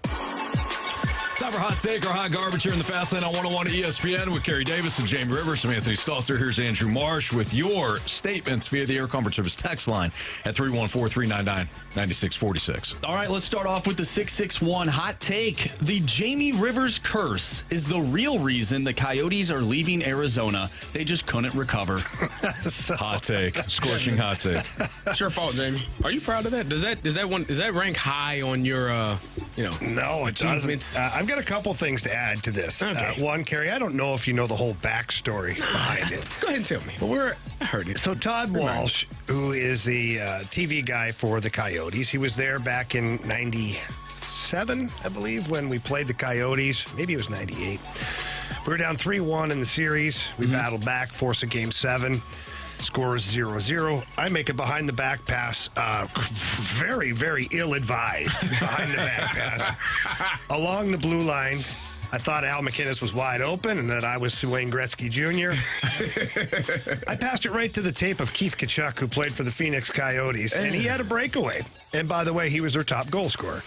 So really great scenario there. I busted my butt to get back. Good thing I was faster than Keith, but I still got close enough to disrupt him. But if I did more, it would have been a penalty shot. Right. So Grant Fuhr is our goalie. He makes the save, and ordinarily, you kind of, because you're skating so fast, you kind of do the flyby. Like, you get it right to the net, and then you veer off because you can't stop or whatever. And I saw the puck hit Furzy, and it just looked weird. So I turned and looked, and the puck had dropped down between his pads. It was rolling towards the net. So I hit the brakes, was able to jump around the post, and the puck was on the goal line, and I shot it out. It went off the glass, got it out, and the goal obviously never went in. We win 1-0. Clear camp. We win 1-0 in double overtime. Okay. Well, the chain reaction to what happened there was the head coach got fired. Jeremy Roenick left the team. The team left that arena, went to the Glendale Arena. All of these things happened in sequence following all of this. So when I got to Phoenix, when I got traded to the Coyotes, Todd Walsh had put this little mini documentary together of how Jamie Rivers destroyed the Coyotes. It was hilarious. It was all in jest. It was a good, it was a fun, I got to find it. When I find it, I'll post it all over socials because it was really a fun thing that he put together. But he traced all of the wrongdoings all the way back to me stopping that goal. Because if that goal goes in, Roenick resigns, they move on to the next round of the playoffs. The coach doesn't get fired. A whole bunch of stuff happens. And then to expound on that, someone today sent me a text and said, had 2 pictures. And I said, don't take it personal. And those pictures were me in an Atlanta Thrashers uniform and me in an Arizona Coyotes uniform. So apparently I've killed more than one franchise. Man. You're welcome, NHL. That's impressive, Hey, Salt though. Lake, you're welcome. Right. And he threw out the first pitch at Busch Stadium. What the hell's going on? Oh, wait, that wasn't real. Apparently. Oh, he did that. What are you talking about? No, I'm talking about the renovations. People are saying, the Cardinals might be relocated. I've seen it all on Twitter. No, yeah. No, that's not. That's not my story. No, I didn't do that. No. Won't do that. From the 724 hot take, Brandon Saad is the most important veteran going into the Blues season next fall. Yeah, I like Sauter, but I'm going to say hot garbage on that one. And I know that's harsh, but I'm sorry. Brandon Saad can't be your most important veteran forward. I agree. He can't be. You got Robert Thomas, you've got Pavel Buchnevich, you've got Braden Shen. Like, Brandon Saad cannot be your biggest veteran going into next year. He's a nice accent piece. I've said it many times before. He's like the quietest perennial 20-goal scorer you'll find in the NHL, and that's just what you need from him. Mm-hmm. From the 636, hot take or hot garbage, SLU will be a powerhouse program next season after getting the new coach from Indiana State. I hope so. I mean, if you watched any sort of Indiana State basketball, and I'm sure you didn't, but maybe you caught a couple of games when they played in the NIT, that was a team that was fun to watch, high scoring. They could hit the tray, fast. Yeah, the ball movement was outstanding. But look, it all comes down to, I don't care what style you play, it all comes down to your ability to get the right athletes into your program. We saw this with Mizzou 2 years ago. They had the right guys in place, and under Dennis Gates, they got to the second round of the tournament. If they didn't face a red-hot shooting Princeton team that day, maybe they even get to the Sweet 16. But it all fell apart. Why? Because you didn't have the right players in place. Did Dennis Gates get worse as a coach? No. But he didn't have the right guys to fit his system. And it was a bit of a transition year. Didn't win a conference game this year. If you don't bring in the right guys, Carey, it's not going to matter. How hard is it to recruit for SLU? Like, to get the guys, because I think whenever in today's day and age, yeah, with because NIL, I think might be really tough. you have to. We always talk about locking down your borders, making sure kids in your area don't go to other programs and have success. You want to make sure that the kids that are here in St. Louis, for sure, you're recruiting those guys heavily and putting them in a position to have success, because that's where it starts, and then you can kind of branch out to other cities and other states. Mizzou's doing that, though. Mizzou's coming right into their backyard and locking down the borders. Yeah, well, you have to be able to, and I think that's going to be the toughest problem for SLU is, it's SLU versus a Mizzou, which is in the SEC, the conference that you play in, or in Illinois, or, all of the other conferences that are around this area. It's always going to be tough for SLU to get those kids here, but you have to get the kids that want to be here and the kids that are going to work hard.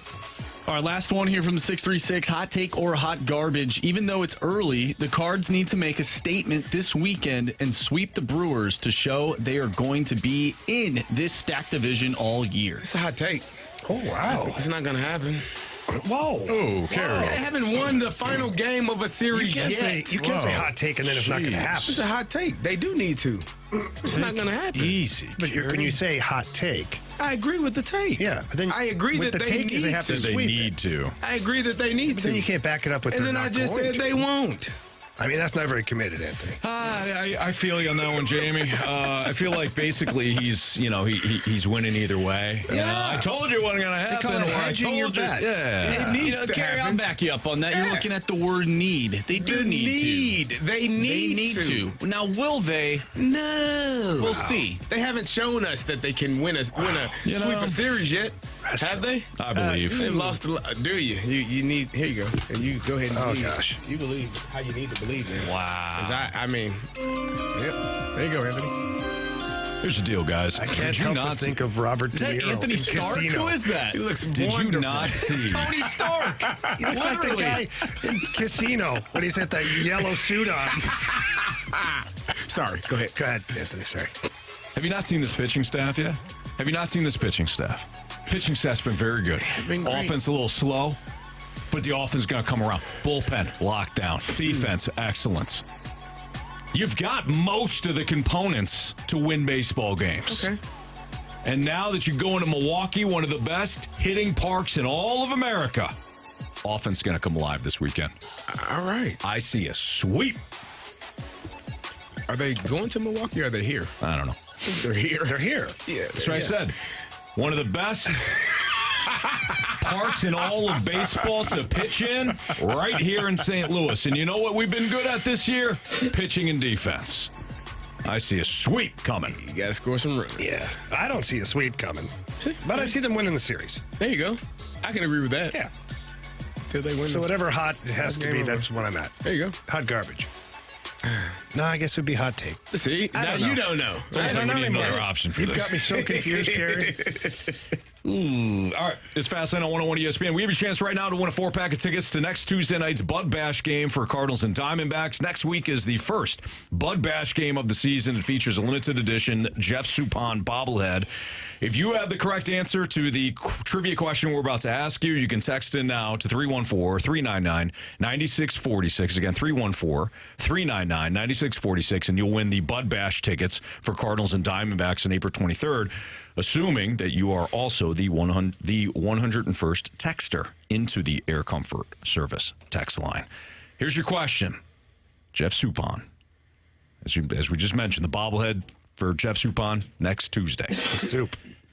Which team drafted Jeff Suppan in the expansion draft? Oh, wow. In the 90s. Which team drafted Jeff Suppan in the expansion draft? I think I know this. In the 90s. If you have the correct answer, again, 314-399-9646. You can find all the details on this season's series of Bud Bash Cardinals games now at cardinals.com/promotions. Speaking of the Cards, they once have an outfield problem. That's next on 101 ESPN.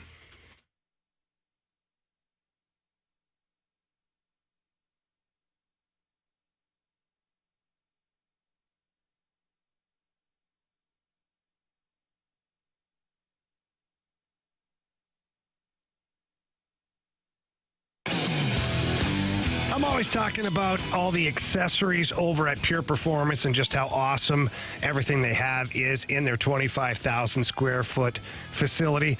I want to talk about the customer service because I'm in need of some new tires, and I couldn't figure out what they were and the sizing and all that stuff, and so I just took a picture and sent the picture over to Shelby.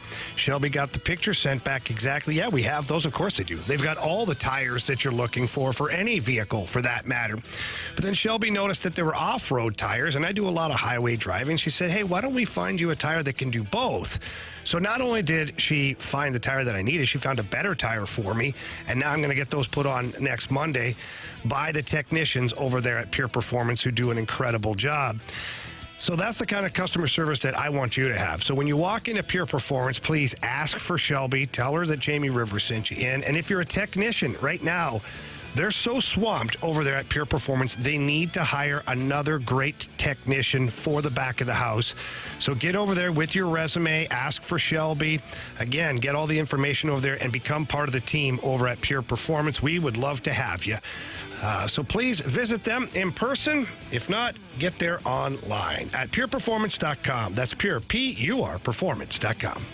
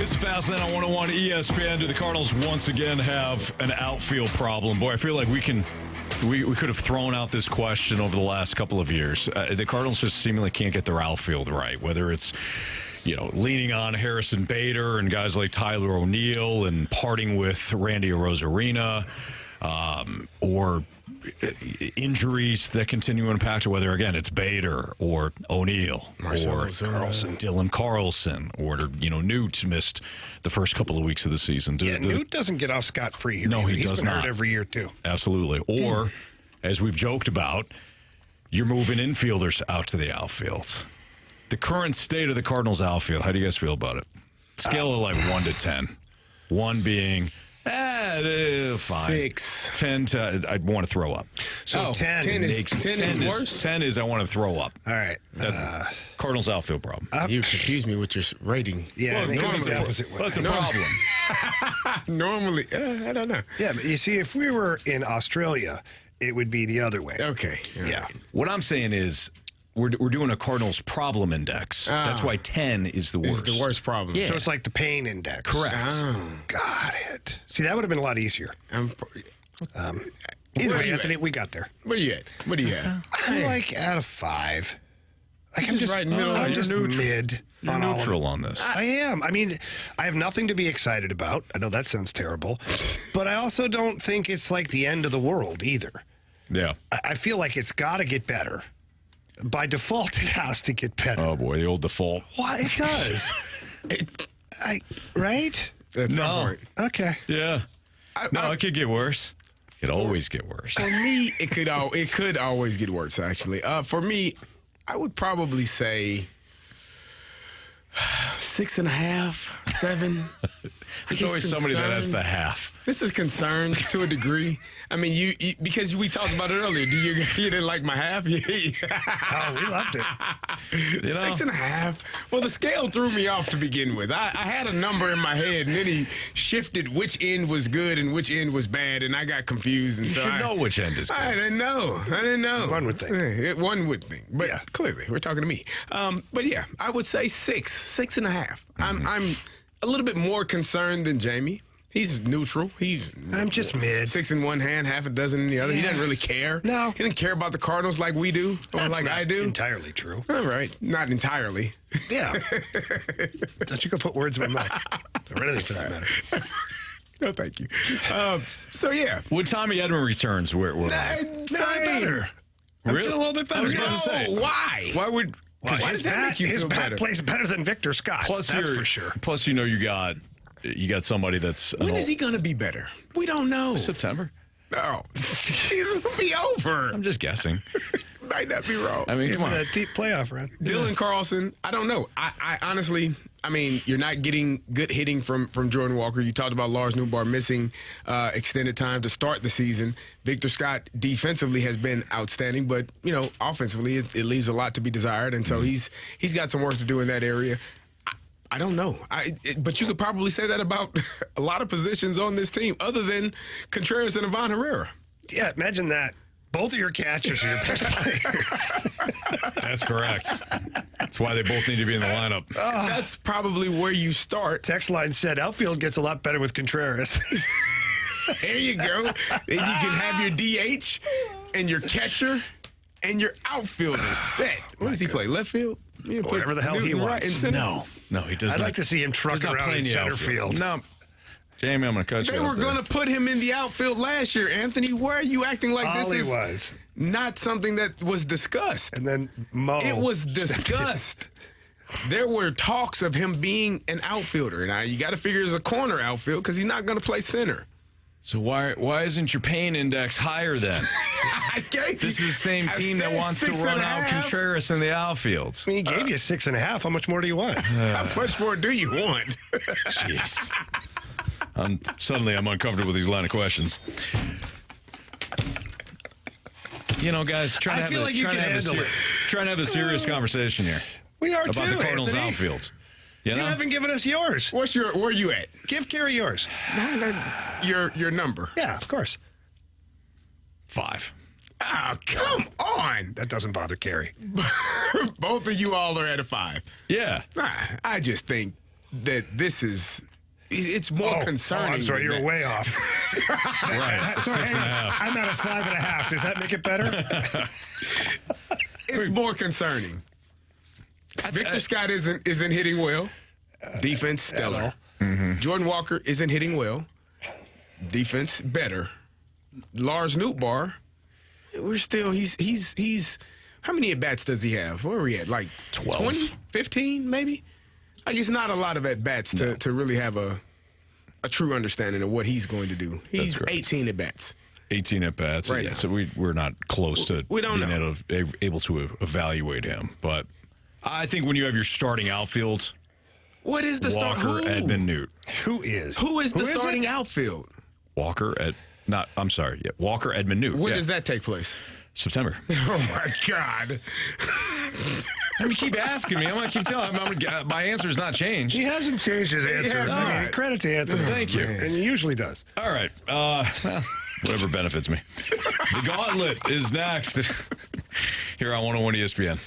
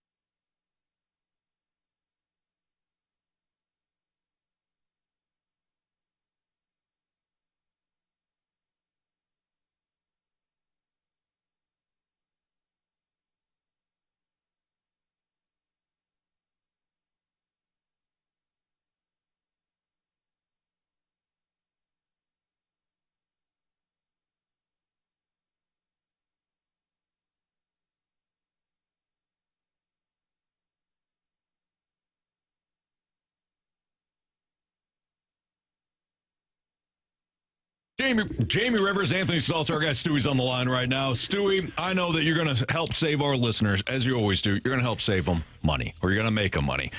Let's talk money, though. Let's talk about how you can help our listeners today. You know what, Anthony? A funny story happened today. Another customer, ESPN listener, was calling around. They were asking some questions, and they said, hey, I'm getting a loan by ABC Mortgage Company. I think they're charging a lot of fees. I don't know. They called the loan officer there, and he explained everything to me, but can you look at the documentation? So I looked at the documentation, and they got a pizza delivery fee, and they got my kid needs new books this year fee, and all kinds of other fees. And he said when he talked to the loan officer said this was standard stuff. It's all pre-printed. It looks real nice. It's standard stuff in the industry. Don't look at a document and see all those fees. Guys, with the bagel loan, how much are you going to pay? Zero. So maybe we got a bagel fee. You got to buy a bagel. I'll buy you the bagel, but it's nothing. It's zero. Don't fall into this trap of it's standard in the industry. It's normal. You're supposed to pay it. Everybody charges it. With us, there are zero fees. Saves you a lot of money. You can use it for other things. I'm sure you can use it better than the bank can, and that's what we're all about. Absolutely, Stewie. And you're right. They should be calling you. They should be getting in touch with you and not trusting some of these other places. And a second opinion is always great. And our listeners, if you're smart, which I know you are, you're going to give Stewie a call today, tomorrow, whenever. Doesn't matter. His personal cell phone number is 314-324-4440. Again, 314-324-4440. Call our guy Stewie. You like money? So does he. And he's going to help you keep yours or make some more for you. And if you can't remember that number, Anthony, what can you do? You can always Google the bagel loan. Thanks, Stewie. Have a good night, guys. NMLS number 226715.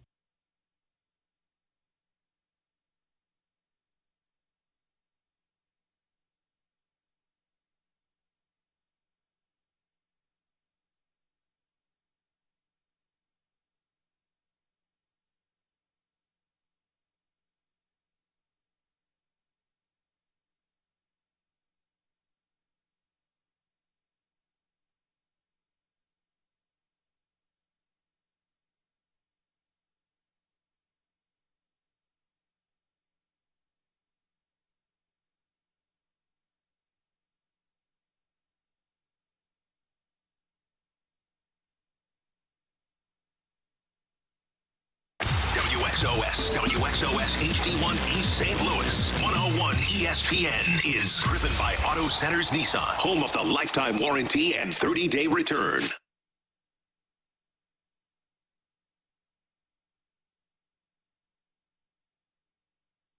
Four warriors, 4 categories, 1 challenger.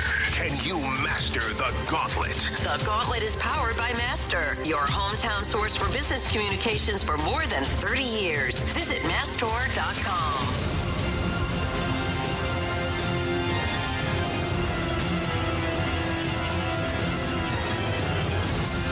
403, your time check brought to you by Clarkson Jewelers, an officially licensed Rolex jeweler with Carey Davis and Andrew Marsh and Jamie Rivers and Anthony Stalter. And we welcome in Craig to the Gauntlet. What's up, Craig? Hey, how are you guys doing? We're doing great. Hey, first timer? No, it's probably been a little over a year. How'd you do?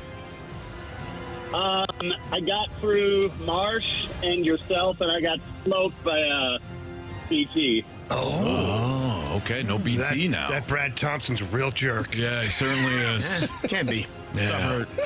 Yeah, it's not bad. It's like I never knew like anything about baseball. Oh, it happens. Total fail. Total fail. No, you're all right. It's all right. You're back, though, Craig. Yeah, Come on. you are. Let's look at the positives. All right, Craig, would you like to take on back. Andrew Marsh, Carey Davis, Jamie Rivers, or me today? You know what? Let's do Carey Davis. Oh, all right. Carey Davis. All right. Good luck, Craig. Thanks, man. All right, Carey's going to make his way into the cone of silence. Craig, you need to tell Andrew Marsh to spin that wheel. In that wheel, Marsh. All right, Craig, what are we hoping for? I like general. I like baseball. Even though I looked dumb last time. I almost want you to get baseball so that you can get that monkey off your back here. It might be tomorrow. Oh, what do we got? Random. Well, yeah, you said random first, so you're gonna get random. So I said maybe tomorrow. There you I go. got a bunch of useless stuff stored up in my skull, so maybe this might be all right today. Hey, there you go. Now is the time to Now is unlock the it. time. All right, Craig, you're going to give 4 random questions today against CD. All 4 are worth 2 points apiece. If you ask for the options, though, those questions are worth 1 point. Are you ready? Bring it. Question number 1. How many eyes does a bumblebee have? How many eyes does a bumblebee have? This has got to be a Jamie Rivers special. I wish it was. Don't they have like 4 butts or something stupid? I'll have to take the options on this. Sure. 5, 8, or 12? I'm going to say 8. Final answer? Final answer. All right, question 2, and you better get this one because I think Carey will nail this one. Question 2. The high-flying wrestler who came to be known as the Heartbreak Kid. Name him. That wouldn't be Bret the Hitman Hart. I would think more like Shawn Michaels or Jimmy Snuka. The high. I am going to say Shawn Michaels. Final answer? Final answer. Thank you. Question number 3. The West Nile virus is most commonly spread by what type of insect? A mosquito. Final answer? Final answer. All right, Craig, final question. Can you tell us the recent Saturday Night Live host who has appeared in movies ranging from Bridesmaids to Wonder Woman 1984? This last week's host? Well, it says tell us the most recent one. Like full-time. Most recent one. Yeah. Okay, and he was in Bridesmaids? This host has appeared in movies ranging from Bridesmaids to Wonder Woman 1984. Oh, geez.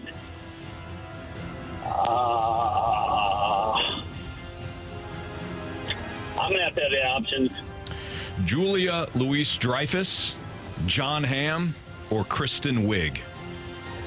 Kristen Wiig. I should have known that. Anthony, who was your favorite superhero growing up? Do you have a final answer on that before? Final answer, Kristen Wiig. Okay. Who's my favorite superhero growing up? Yeah, just wondering. I really like The Flash, but now in my adulthood, I'm all about the Winter Soldier. Okay. After watching the Marvels, so Marshy? I would say Winter Soldier. Mine's probably Spider-Man. See, I liked Superman when I was like younger. Mm-hmm. Then I really learned to appreciate Wonder Woman. Just, So as an adult, now you appreciate Wonder Weird Woman. how that happened. yeah. I mean, I always thought that, that cable and all that she used Yeah. to tie up her villains The and lasso stuff. of truth. Yeah, that's it. That's the one. Lasso I of thought Truth. that was effective. smart. Yeah. Yeah. All right, Yeah. Carey Davis making his way back in from the cone of silence here. Jamie, you don't have to watch Wonder Woman 1984, the movie. All right, It's whatever. not good.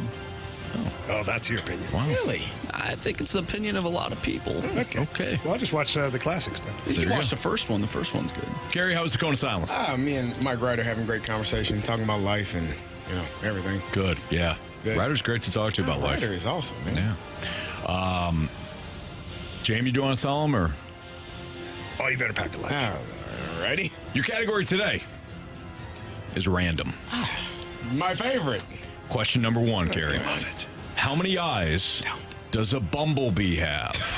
How many eyes does a bumblebee have?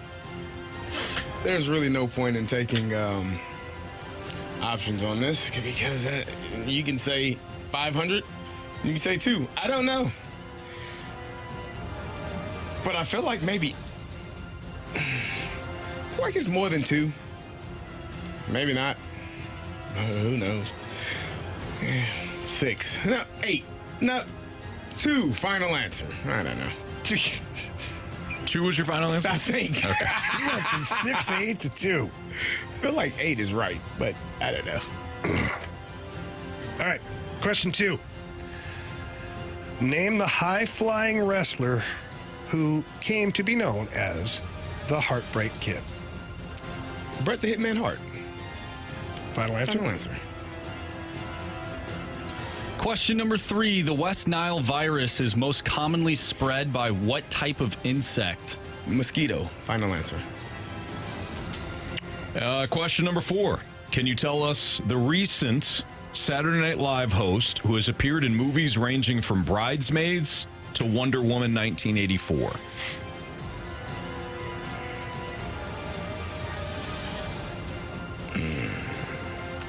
I'll take the options. Julia Louis-Dreyfus, John Hamm, or Kristen Wiig? What movies were? Bridesmaids and Wonder Woman 1984.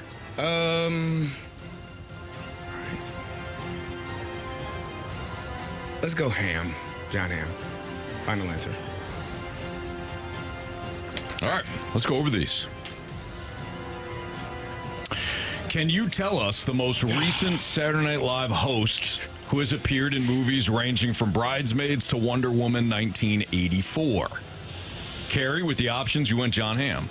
Craig, with the options, you went Kristen Wiig. Correct answer is Wiggity! Kristen Wiig. Kristen Wiig. Craig up 1-0. The West Nile virus is most commonly spread by what type of insect? Craig, you went with a mosquito. Carey, you also went with mosquito. Correct answer is It is a mosquito. neither of you needed the options for that. Nice job, Craig, still with a 3-2 lead over Carey. How many eyes does a bumblebee have? Craig, with the options, you said 8. Carey, you said 8, then 6, then 2. Final answer. So you went with 2. Correct answer is 5. 2 large compound eyes and 3 smaller eyes in the center of its head. comes down to this. Easy question for Carey. Layup for Carey. You feel like it? Not how you're talking. Easy. Wrestling. You're a resident wrestling guy. That's Marshy. I you just guys got are back a pair. into it.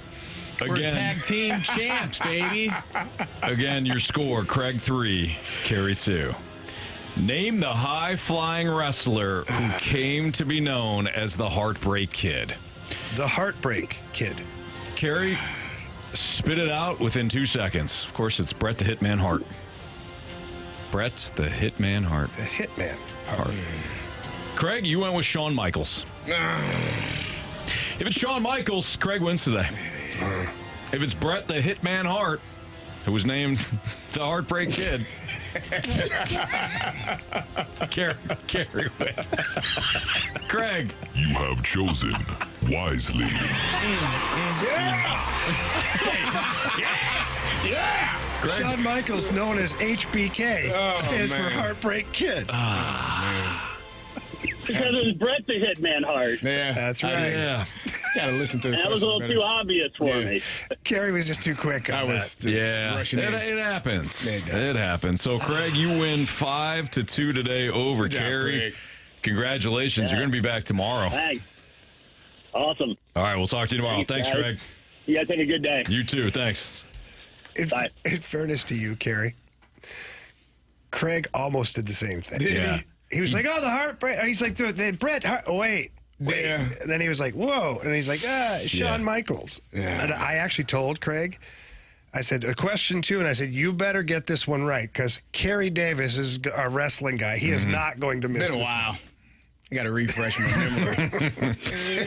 All right. Drew Bannister. What does his future look like in St. Louis? You'll hear from Doug Armstrong on that very subject next on 101 ESPN.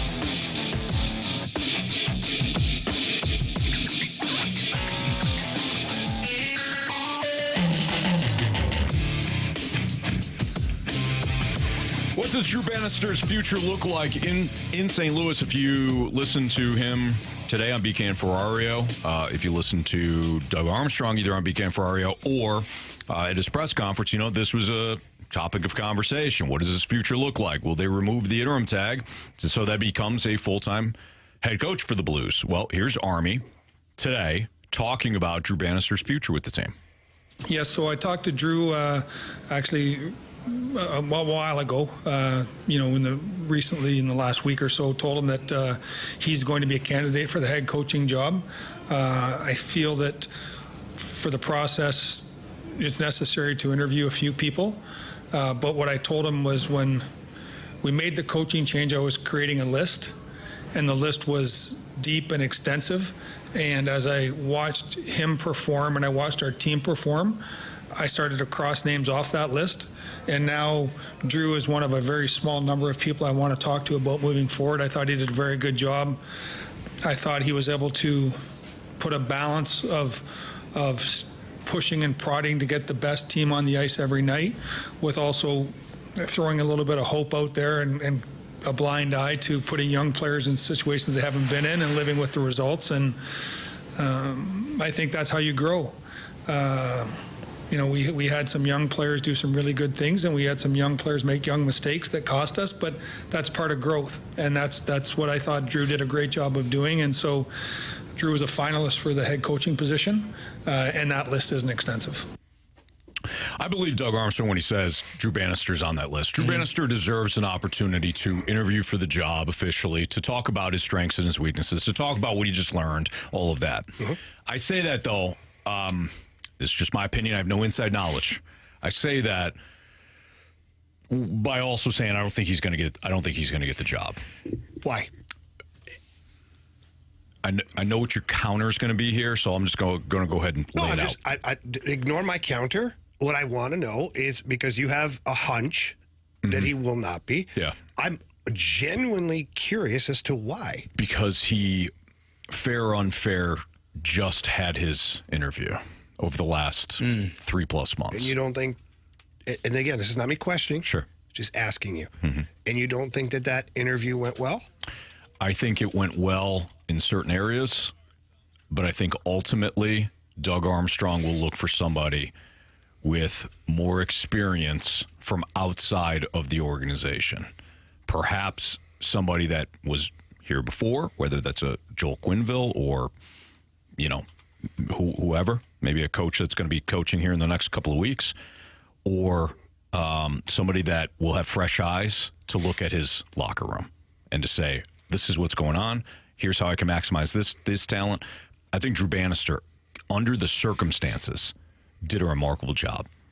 That was not easy to step in following Craig Berube, who was the only guy that won a cup. I ranted for 4 hours. I felt bad for you that day, Jamie. I mean, you were trying to talk about like, hey, well, let's kind of move the ball forward here. I'm like, no, I'm ticked off for Chief. I mean, justifiably so. I was ticked off too, but in those moments you try to find a little bit of a voice of reason and try to strap your business hat on a little bit, because what's done is done. I say that to say again, he stepped into a horrible situation. Hell of a job fixing some of the special teams issues. Hell of a job even to get to the Blues to a point where they're still mathematically in the final week and a half of the season.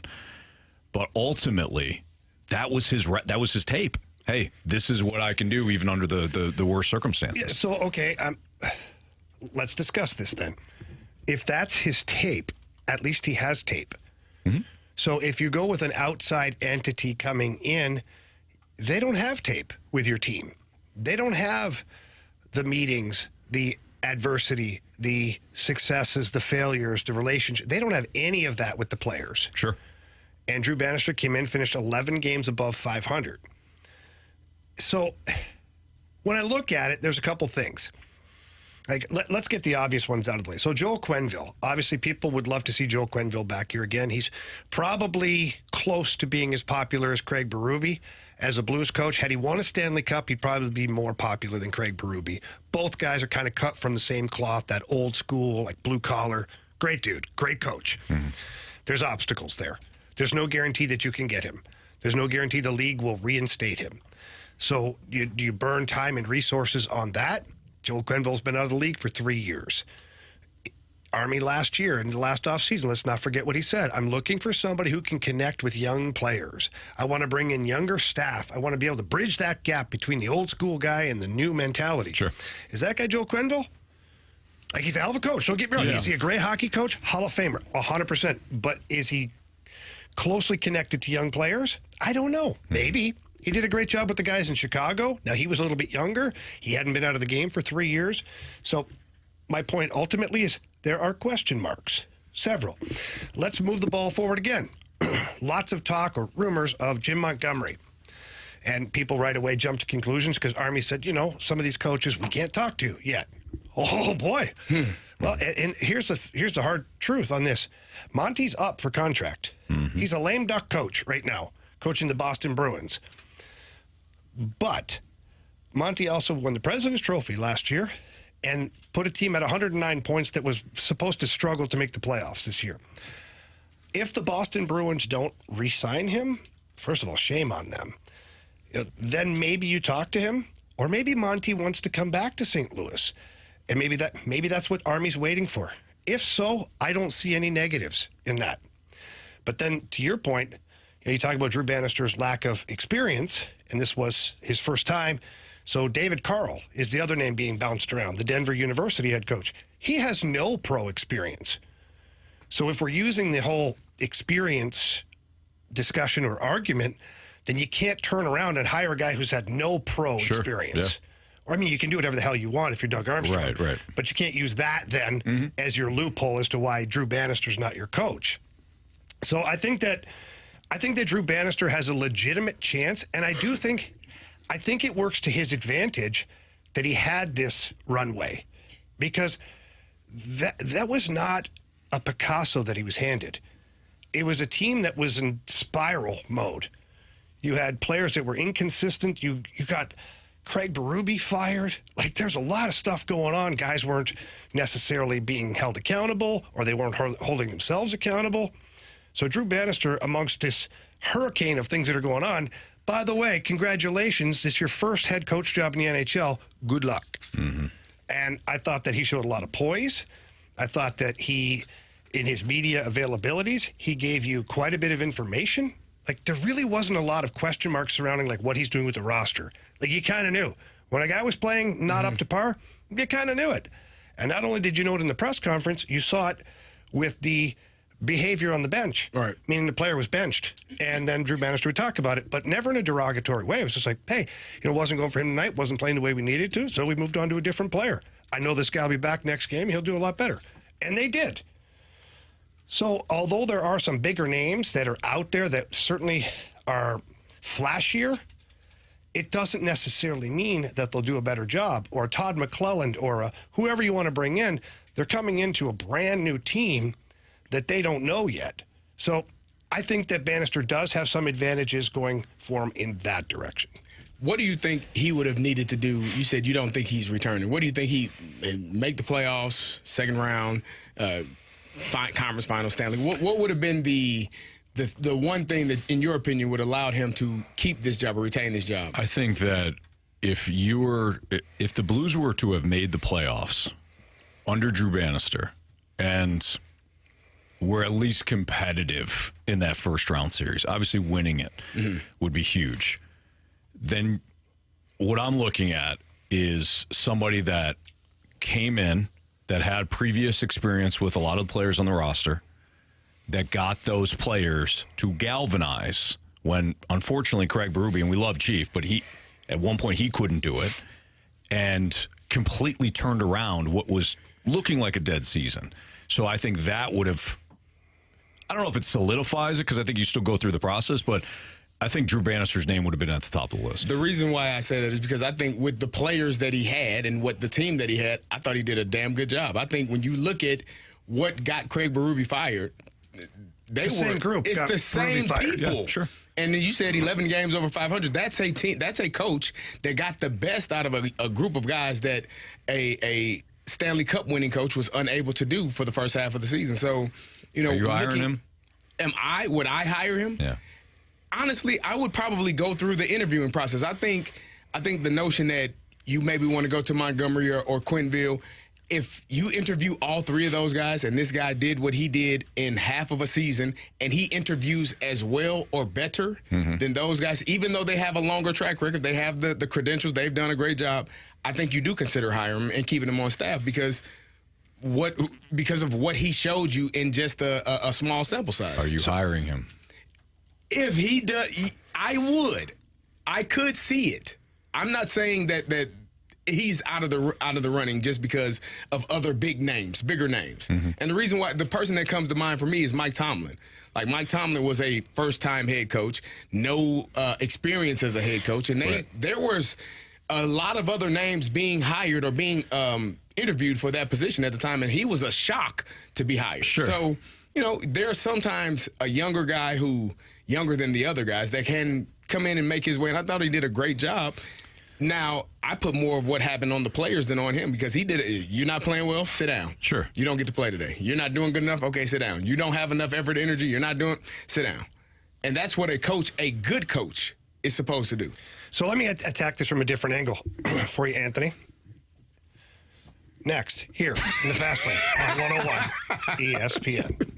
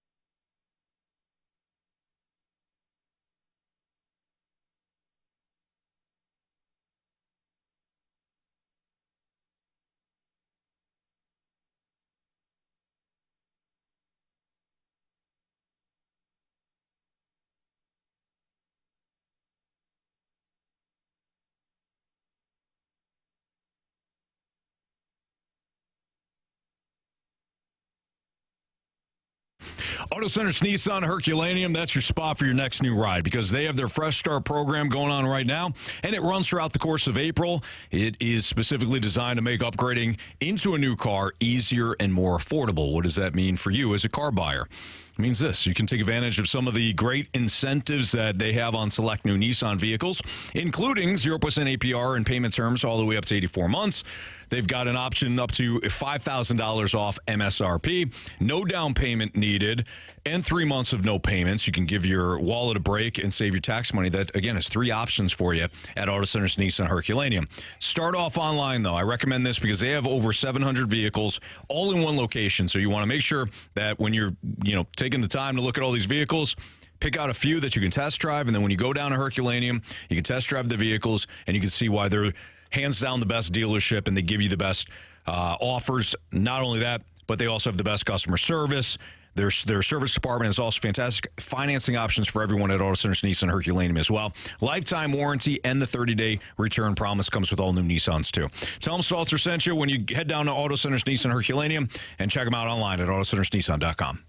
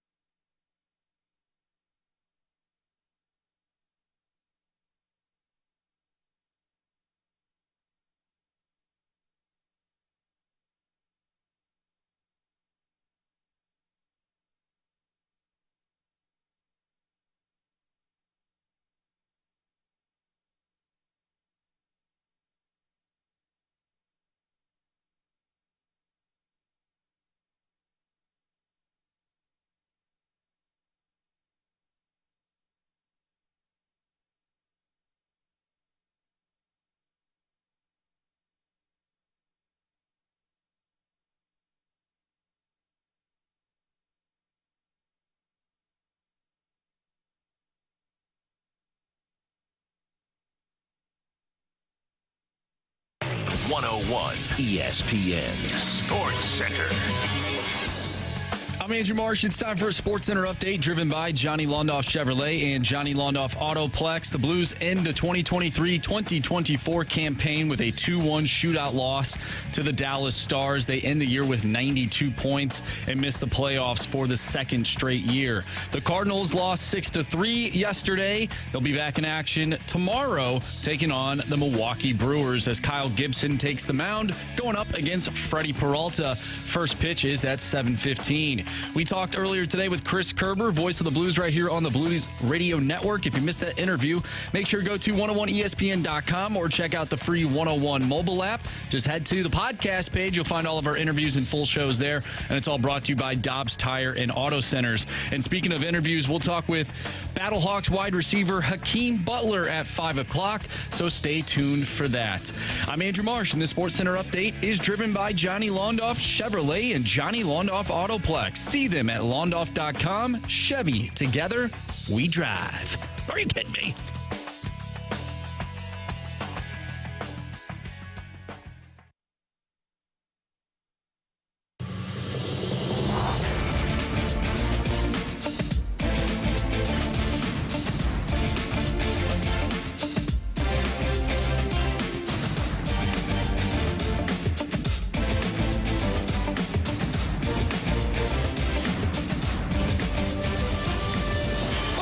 Fast Lane here at 101 ESPN. I started a thought before the break and then figured that we carry it over, well, for time purposes, since some shows can't stay on clock. We're going to. Oh, dang. I didn't say who. He's not wrong. I didn't say who, and I'm not wrong. So that's right, Carey. Thank you for your support. So let me throw this other angle at you. And for those just tuning in right now, we're talking about Drew Bannister and whether or not he's a legit candidate or if he's a candidate that we would hire or would we look elsewhere. And so the discussion comes back to, for me, ultimately, is Drew Bannister should have a huge advantage. And if I'm Doug Armstrong, I also have to evaluate how much work we're going to have to do as an organization. Now, let me expand that. You bring in anybody new. Doesn't matter how many Blues games they've watched or how much film they have. Mm-hmm. They haven't been in the locker room. For the most part, they haven't coached these players. Some of them they've never actually met in person. They have to start from scratch. So your off season is now a complete rebuild from a coaching standpoint. Whether it's building your staff, does that new guy want new assistant coaches? If so, now you've got 2 more hires that you have to make, which delays your process of building a system or how your team's going to play or roster construction. And if you keep the same guys, now you're getting the head coaches getting a little bit of an update from the assistant coaches as to how things went, what was good, what was bad. You're still on the ground floor. Drew Bannister gets hired. You're already talking about next year. Like you're already talking about what you're building off of. Right. So to me, that gives an advantage to Drew Bannister, especially if Army wants to try and fast track this retool. Right. It's a lot harder for a new entity to come in and start from nowhere. Starting from scratch.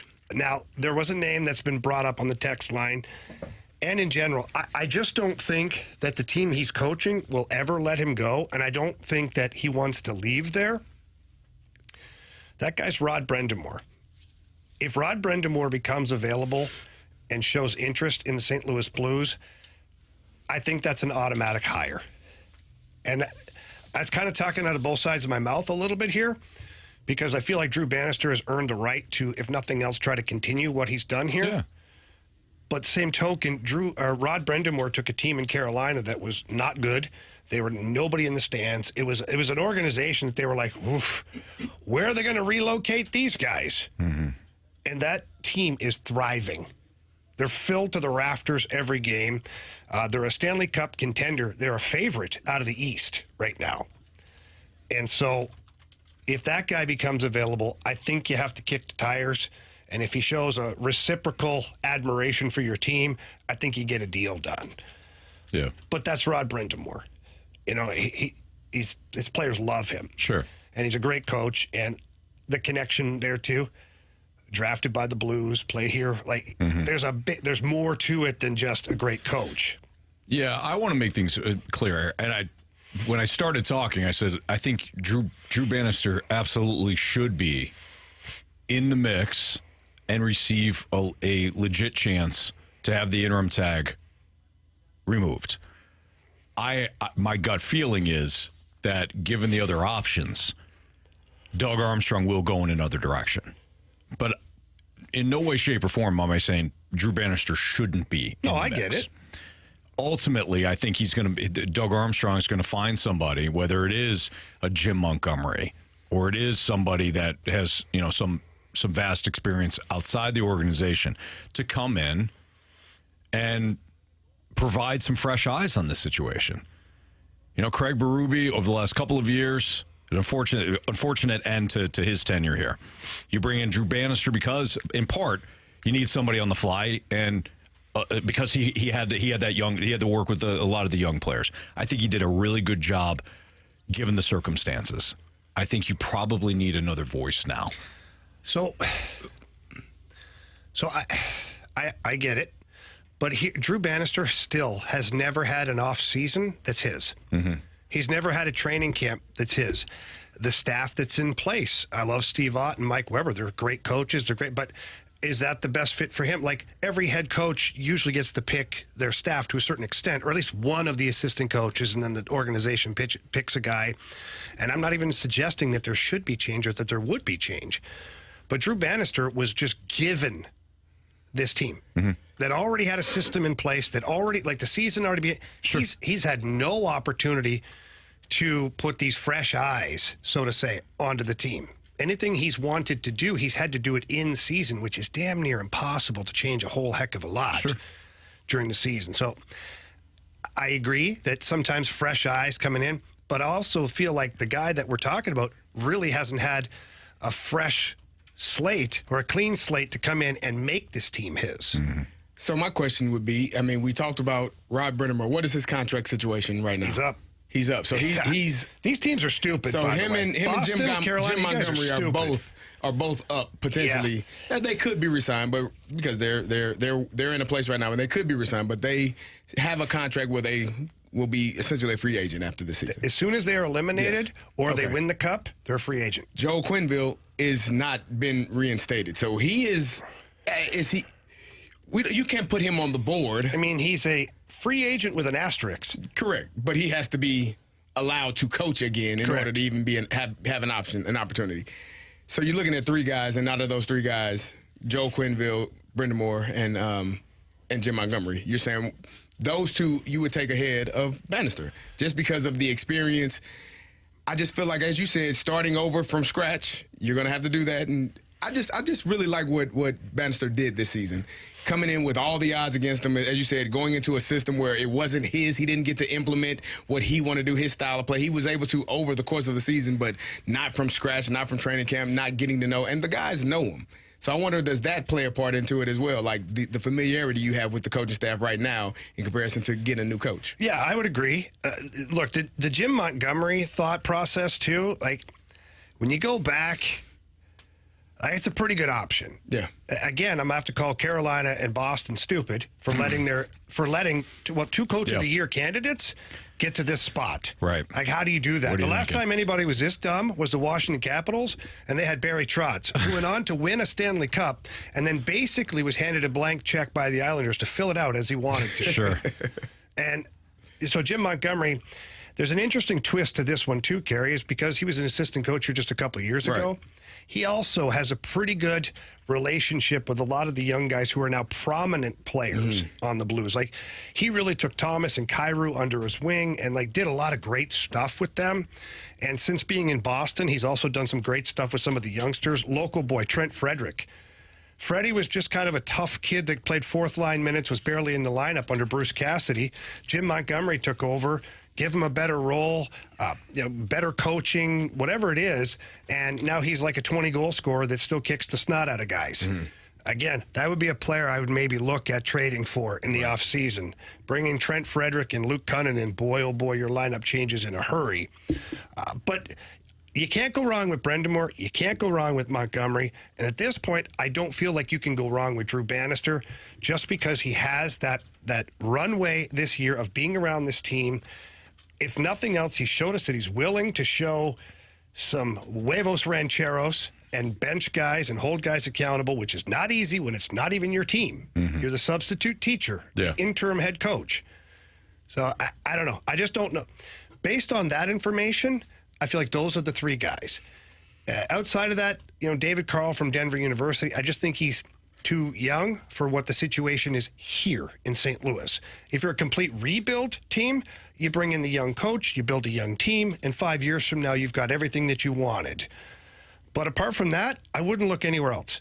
All those other guys, just to me, it's not appealing at this point. All right, what are your thoughts on this? We got some mic drops, so we're going to get into those. And don't forget, at 15 minutes, we're going to talk to Hakeem Butler from our Battlehawks. That's right. Nice. Hakeem Butler will join us. It's our weekly chat with a... Did you? I did. Our weekly chat with a Battlehawk. This week, it's Hakeem Butler, so we're looking forward to that. That's at the top of the hour. But your mic drops on the Blues and perhaps the next head coach of your St. Louis Blues next on 101 ESPN.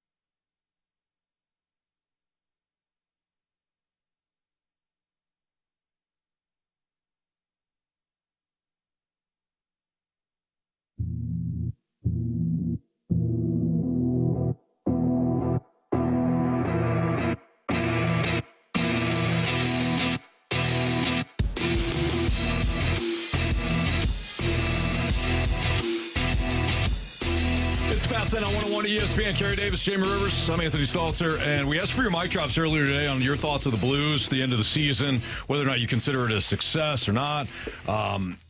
Whether or not, you draw any sort of comparisons to the Blues and the Cardinals. And I know when we start here with the mic drops, that's the direction Darren wants to go. So here's Darren and the comparisons for him when it comes to the Blues and the Cardinals. So I'm in no way a hockey expert. I know very, very, very little about hockey. I'm a huge baseball fan, huge Cardinals fan, and I used to love Mo. And hearing Armstrong in his press conference, he just seems so trustworthy, and a guy that actually answers questions and just gives fans the honest answers. And it's just so welcoming, and it's just so great to hear him talk. On the Blues, again, I know nothing about hockey, but with Dvorsky coming and all of the other players, neighbors coming back, and with Snuggie coming, in a couple years, it really seems like the Blues have set themselves up to be very competitive for the next 4 to 5 years, and it's just really exciting that we have a competitive team to watch for that time period. So, looking forward to it. Can I throw something out here in reaction to what Darren said in comparison to like Army and Mo and transparency? I've heard this a lot when it comes to transparency. Army's transparent, Mo is not. I think Mo is transparent too. I think he does it in a different way, and nobody likes it. I think that when people listen to Mo, they feel like he's talking down to them. And as soon as he says something that's somewhat in the neighborhood of, hey, we're going to sign pitchers, it's like, you better. And then he signs 3 pitchers. It's like, not those pitchers, you scumbag. I think people are so far, and I'm being, I'm using hyperbole. I'm going over the top here, but I think people are so far down the road with Mo that it doesn't really matter what he says. And I think people are just, they might relate more to the way Army speaks, and therefore they feel as though he's more transparent than Mo is. Yeah. Just my 2 cents on that. I don't disagree with what you're saying. I think their general problem with Mo is, one, he 100% sounds like he's talking down to whomever he's talking to. Whomever, the media, like whatever. It just sounds that way. Yeah, and that's one thing. But the second thing is, like, you talk about, well, we're going to go get pitchers. Well, when Mo said that, though, I think the problem that some of the Cardinals fans say is, like, we're going to sign 3 starters, and then later on, like a month later, he's like, it might just be 2. Mm-hmm. And they're like, well, you said 3. Right. How the hell can it only be 2? Have you seen our depth chart? But if he doesn't say anything, though, then people are like, he's not doing anything. But Anthony, how many times have we discussed the way he words things? I completely agree. Like he needs to not be available for media. Yeah. I'm not being a jerk, but unless it's at the end of the season, then you might want to show up. Yeah. Okay, but that's another thing. Let's just address that. We poke fun at it all the time, but the Cardinals, for I don't even know how many years now, have always had an end-of-the-year presser to address some injuries, some things, some thoughts going into the offseason. Tommy Edman having off-season surgery. Whatever. Anything that you want, it's on the table at that point. Last year, they canceled it. After their worst season in God knows how long, you cancel the end-of-the-year presser. That's a horrible look. I agree. It screams no accountability. Right. And they gave the response. It was like, well, we kind of already spoke to the media not that long ago. No, doesn't matter. I know, guys. Anthony, you do it again. It's so funny. Like, I'm setting up a statement, and it's like, no. I haven't even gotten to my part yet. Sorry. You got to do it quick. We're passionate fan base. They were wrong in thinking that was okay to speak to. No, you go back to the media. You hold yourself accountable. If you have to say the same damn thing, say it again. But you guys are right. You hold the press conference so that you're showing your fan base that you're being accountable. Darren brought up really good points in that. I just wanted to throw that out there because I think, when they hear Army, it's like we need to take the knife through them and stab them right in the face and until the blood be gut. And they're like, yeah, that's my GM. Where Mo is like, well, net, and all this, they can't relate. So then no matter what the dude says, we're too far past it. Are we wrong, though? No. I'm not saying you're right or wrong. I'm just saying there are times where Mo is transparent, but we don't want to listen to him because of the way he's speaking. So then what's your opinion? What's my opinion? If I said, hey, Anthony, you have to pick one, John Mozeliak or Doug Armstrong, like, who do you like better? To speak to the media? No, just overall, everything. All of it. All in. At this point, I think Mo has become reactionary. So I would go with Army. Okay. I think Mo is to the point where he watches what goes down in a playoff series and goes, we need offense. And now I feel like Mo is chasing the game now. So he swings everything back to, we need more younger offensive players.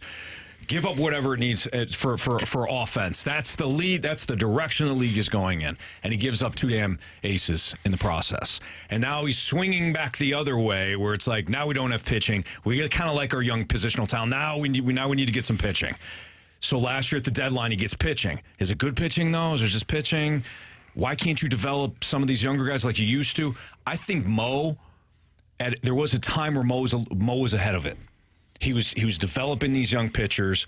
He had an eye for it, or somebody in his department had an eye for it, and they built the club in a very unique way. But as soon as people started complaining about the offense, he went so far over the other way, and now he's just chasing, and he doesn't know where he is. So I would go with Army to answer your question directly. I probably would too. I think when you talk about Mo, you just feel like you're being talked at, and instead of. I think Army, I talked about it the other day. Army took time to have a press conference after the trade deadline in a hotel when there was nothing to talk about. Like he took the time, Zoom call. I'm here. I'm sitting here. Oh, vacuum going on behind me. Like it's more relatable, and it makes you feel like it puts you to be more invested in the team. Whereas at times, if you are the Cardinals and you have your worst season in 30 years, I believe, and you don't even talk about it. Mm-hmm. You don't get told that your Gold Glove second baseman, starting center fielder, is now out for who knows how long with wrist surgery. Like you don't know these things. You're not told these things, and then you're expecting people to show up and support something where they're like, I'm not really bought into it because I don't know enough about it. It's not being explained well enough to me to know that these are the plans for the offseason. This is what we need to build at. This is how we need to be better. And this is how we're going to be better and not be another 90-plus loss team. I look at it, they're both guilty of making mistakes at different times, whether it's roster construction, contracts, no trades, all that stuff, extensions. But every president / GM is guilty of making those mistakes. Absolutely. Nobody ever hits a home run every single time. It's not gonna be perfect. No. Nobody can. No, it's not. But it's not the transactions. It's not the. I think it's what Anthony said. It's the reactionary things that you do. It's like you're trading this to get this. Oh, that was a bad mistake. I got to trade this to get. And now it's almost like you're hesitant to do anything because you've made mistakes. That's part of leadership. You're going to have failures, and your job is to find a way to correct it. Now, again, with all of that being said, I think they got a pretty damn good team. The players ain't hitting well enough to be good enough to be above 500. And again, we're only 19 games into the season, but there's going to come a point where we're only 55 games into the season. We're only 80-plus games, and that conversation is going to have to shift. Nope, that's who we are now, and it's not good enough. All right, so we'll continue this conversation. We got Hakeem Butler calling in soon here, though. So let's not mess with him. Carey and Jamie, shut your mouths, please. Hakeem Butler of the Battlehawks next. We'll carry over the Army conversation at 5:15. Hakeem Butler next in the Fast Lane.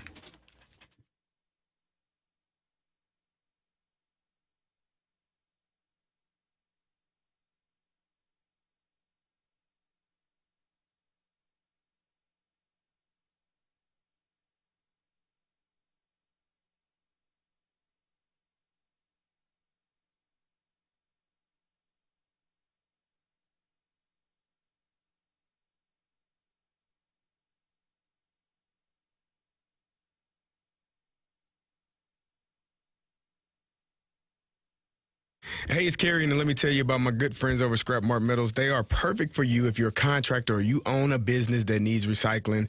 You need to learn about them. They're tailor-made for your business to meet your schedule and budget. At Scrap Mart, they understand that job site cleanup is a mess for contractors. If you set up a business account with Scrap Mart Metal, it's one less thing you will have to do during cleanup. Yes, one less thing. As many things as you have to do. You'd be amazed at how scrap metals add up and how it can help your business's cash flow. If you own heavy equipment, you know it's frustrating. The repairs are often and timely and consuming, and eventually that equipment is going to break down. And when it does, Scrap Mart will come get it out of your way. They'll haul it to one of their locations and get you a check the same day. If you want to haul it away yourself, they have 3 convenient locations, Valley Park, Peevely, and Jonesburg. If it's metal, they will buy it. It's recycling made easy. They offer a convenient drive on scale and have the highest payout. You will always get your top dollar for your scrap metals. Just visit them online at scrapmetals.com and talk to my guy Lucas. He can talk to you about setting up a business account to get you started. Again, that's scrapmartmetals.com.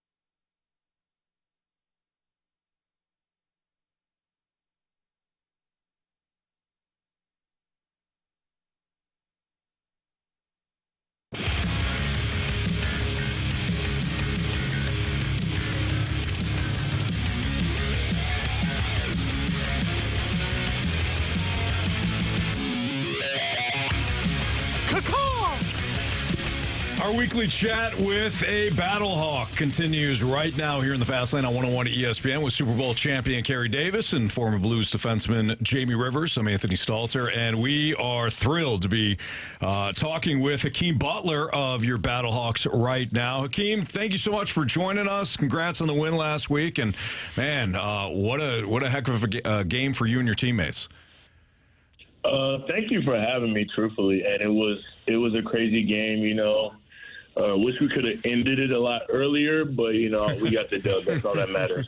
And you were a big part of that, Hakeem. The throw that A.J. McCarron made, I mean, that's all instinct there to put that up, knowing that you hadn't even completed your break, and then for you to high point, locate the ball in the dome, high point that thing, and come down with it. I thought that was the play of the game. Can you walk us through that moment?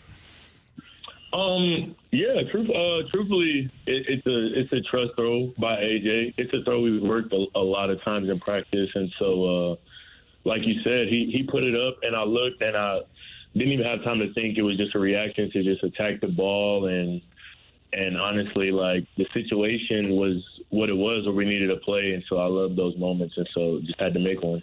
Hakeem, this is second year with A.J. McCarron as your quarterback, and, it looks like you guys have developed great chemistry. What goes into that between the receiver and the quarterback, and how long does that take sometimes to get that chemistry? Truthfully, I think we had chemistry last year for my first time even meeting AJ.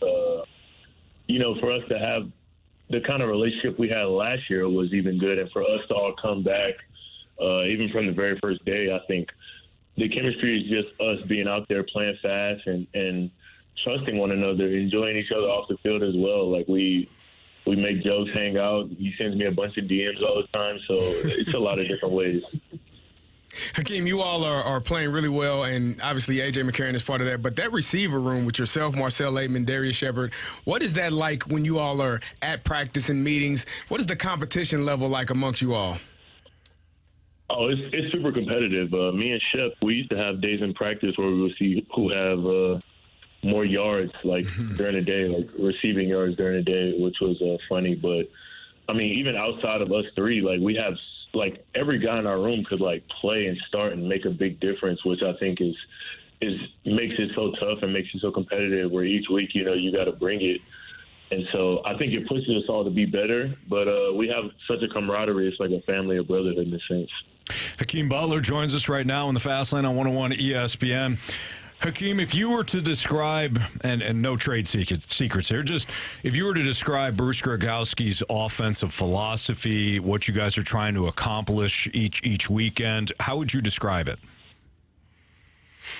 Oh, that's a good one, not giving away trade secrets. But I'd say truthfully, he puts us in the best situation. He knows his playmakers, and he figures out ways to get them the ball, whatever it takes, like wherever it takes, which I would hope that most coaches would do. But Bruce is just a guy that trusts us as a team. He trusts AJ as a quarterback to help him with the play calls and things like that. And so I would just say trust is the philosophy, and get the ball in your playmakers' hands however it needs to be done is the philosophy as well. Hakeem, we ask this of a lot of players that we have on here and guys within the organization. Just, obviously football back here in St. Louis, the fan base is absolutely bonkers. Now, for you guys as the players, for you personally, what's it like to be a Battlehawk and showing up to the Dome every time you guys have a home game and just knowing you've got the best fans in the league?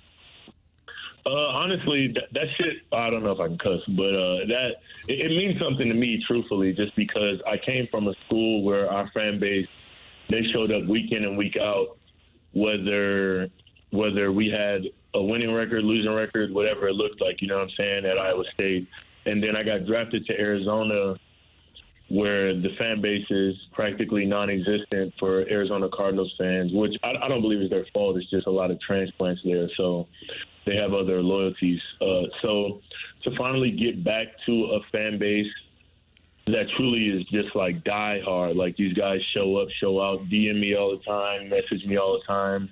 I see it all. And for it to just, they told us St. Louis wanted a football team, and I didn't really believe it. And then we get there, and they show up week in and week out. So it's amazing. Hakeem, what has it been like? You all obviously played, the Arlington Renegades, San Antonio, and D.C. What has it been like playing against the USFL teams? Have you noticed any difference in their style of play or how they go about their business?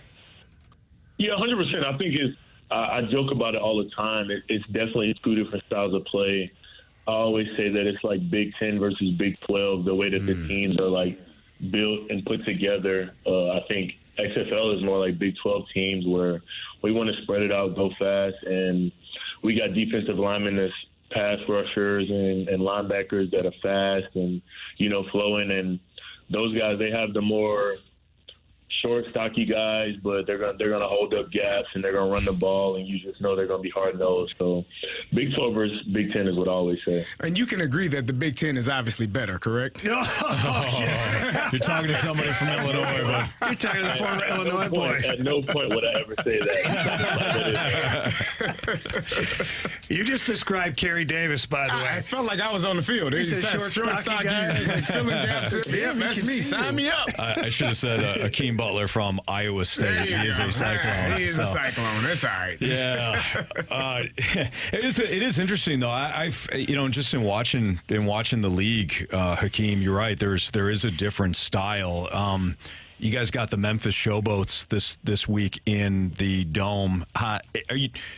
The more the weeks pass on, do you feel as though you guys have a better sense of your upcoming opponent now that you're having some actual film that you can kind of break down from this season? Definitely, of course. The more you know about someone, the better you are. Like when you're going against them. But I mean, truthfully, I think I'm more excited about learning about my teammates and our team and our identity as we go along more than like other teams. So like just seeing what we're made of, coming from week one where we had a slow start, but defense was having a day, and so to now where, we're about to see what happens this week. I got a good feeling about what'll happen, but we'll see what happens. And, we learn more about each other. So that's what I'm excited for. I asked this of your teammate last week. I'm going to ask you this. The announcement this year that the championship game will be played in St. Louis. One would have to think that might be in the back of your mind as a Battlehawk. Yes and no, in the sense that anybody that truly knows me knows I live day to day. I barely know what the date is. I'm just going meeting to meeting and trying to, just stay in the moment, truthfully, because this time went by so fast last year, and I believe I enjoyed it, but I don't think I savored every moment with my teammates and had the fun that I enjoyed all the fun that I could have, so I live in the moment, just enjoy everything about the process. And, if things go how they're supposed to go and we continue to work at our process, we'll end up in St. Louis where we're supposed to be with the best home field advantage in the world. Amen. There you go. Hakeem Butler, we appreciate your time. Good luck this weekend against Memphis. We'll either be there or we'll be watching, that's for sure. I appreciate that, man. Thank you guys for having me, and I can't wait to get to St. Louis. Absolutely. It's our pleasure. Thanks. Thank you. We'll talk to you. Hakeem Butler here in the Fast Lane on 101 ESPN. I love him describing that play. Yeah. He's turning around. It's all instinct. Trust throw. Yeah, trust throw. A.J. McCarron put it in a perfect spot, and he knows the ball's got to come out. He sees Hakeem breaking. He's got to put that in between the line, the trailing. Yeah, it's a trailing defender catch. Plus safety coming up over the top. Mm-hmm. Great catch by Hakeem Butler.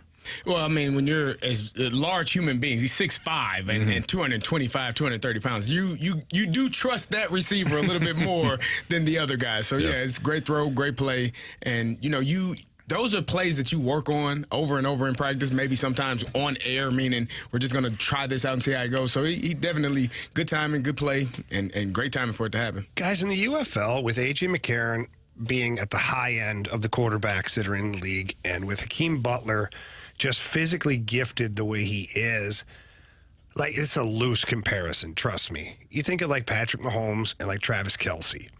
That are, I don't want to say they're unstoppable in the NFL, but when they need 5 yards, they get 5 yards. Yeah. But all things are being relative here, too, right? Because you're not playing against Aaron Donald week in, week out as a Battlehawk. So I just wonder, does Anthony Becht in the offense start to just draw up more plays to where it's AJ and Hakeem that are the feature? Obviously, you have checkdowns and things like that, if they double up or they do something to stop it. But watching them play last week and watching the amount of times it didn't matter how many guys were around, it was a catch. That's a serious weapon. Yeah. They've got to carry. Kerry asked him about just the receiver room overall. I mean, and if we just include the receivers and tight ends, you got Jake Sutherland, you got Aitman, who I think he's still leading the UFL in receiving yards. At least he was heading into last week. He's third now, I believe. Okay. Still great. He's off to a great start. Darius Shepard, when he's not returning kicks almost for touchdowns, he's seemingly making a big play.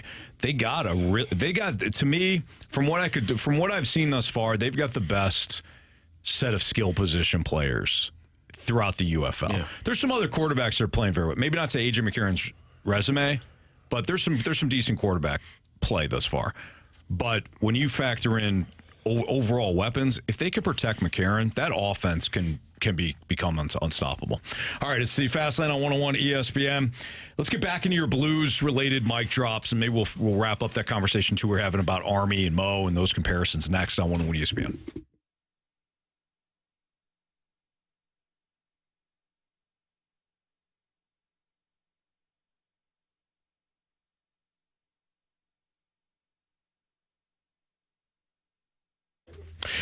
It's raining right now in St. Louis. I know that I need to mow my lawn. I'll probably need to do it tomorrow or over the weekend. But I love the fact that as I'm pulling away after mowing the lawn, man, everything looks green. It looks great. And the areas that, might have too many weeds, I know that they're going to be taken care of because I got green envy. And here being in St. Louis, April, you got warmer temps and a lot of rain, which means that the crabgrass and the weeds, they're going to sprout throughout your lawn. You don't want to be in a spot where you're running to the hardware store trying to figure out how to best maintain your lawn. If you're looking for the best maintenance possible, jump on Green Envy's program, because over time your lawn is going to be healthier than ever. And their program may start you off on, you got a seed, you got this, you got that, and then all of a sudden, before long, now it's just maintenance. And when it comes to Green Envy, they're so good at coming out, spraying for weeds, making sure if there's certain trouble areas, they'll come back out and respray because they're battling Mother Nature as well. But everything is done right here for Missouri soil, Missouri weather, and Missouri turf types. They don't use cheap, ineffective products that you might find on the hardware store. I have, precious time with the kids and things like that. I don't want to be constantly not only mowing, but constantly, spreading seed and worrying about how my lawn is looking, because, of course, that will impact the value of your home, the look of your home. That's why I trust Green Envy. Been in business in St. Louis for over a decade. Give them a call, 636-757-1600, and tell them Stalter sent you. It's Green Envy.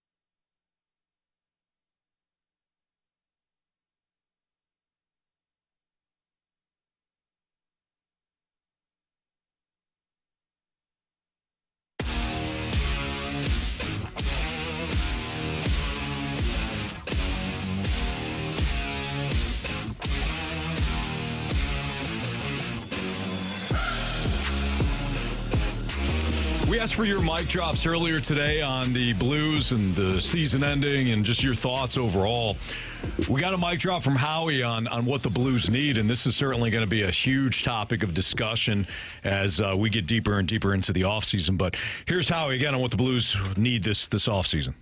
To say that I'm not disappointed in this season would be a lie. I was really hoping that we were going to be watching playoff hockey here in the next week, but, with those losses to the Sharks, Blue Jackets, Blackhawks, you name them, those bottom tier teams that for some ungodly reason we play down to, that's what killed us. We did have some shining lights this season. I think Jake Neighbors did a great job. You guys have talked about it, getting down in those dirty areas and getting those goals. And, one infographic that I saw today that the NHL put out, and it showed the top 5 goal scorers, and it showed where on the ice that they scored those goals. And I don't think it's a big coincidence that they were scoring a lot of those goals right in front of the net in the dirty areas. Those proven goal scorers know that that's what they have to do to get the job done. Now, sure, they're talented, they got goals elsewhere and whatnot, but at least over half of their goals were scored right in front of the net in the dirty areas. And I think that's what we're missing ultimately. We're missing every line having that identity of grinding it out, getting it down there right in front of the net and putting the puck in. And if we want to talk about some of the downsides to the season, I'm just going to say Army didn't mention a couple of defensemen's names. Not going to say who they were, Falcon Crew. But, there were some really nice things. You didn't want to mention the names. I was a little worried there. Yeah, so was I. I was hoping he'd go with the other order. I thought he was... thought he was going Hakeem Butler there for a second. A little bit. Yeah. Jamie, what are your thoughts on that? When he's talking about need, and because you've had some really strong takes on what not only what specific players the Blues could be looking at, but what specific traits they could have. So when you look at, let's just go reverse engineer this a little bit. When we watch Jordan Binnington play this year, who is a starting goalie in the NHL, how often does he get beat clean from a non-dangerous scoring area? Rarely. Mm-hmm. Right? There's your answer. Yeah. Right. There's your answer. You have to get to the inside of the dots, like Craig Berube talked about, like Drew Bannister talked about, like every other coach talks about. And when you get the puck inside those areas, I always say this, you need pucks and bodies to the net. Mm-hmm. Jake Neighbors had a breakout year. He didn't do anything miraculous. It's not like he's Connor McDavid. He cracked the code. I'm going to go to the net. I'm going to be tough. I'll take a little bit of a beating. But I got 27 goals. Probably would have tickled 30 had he stayed healthy the whole time. Mm-hmm. So when I'm constructing my roster for next year, and these are just wish list items, I've identified Luke Cunnin earlier.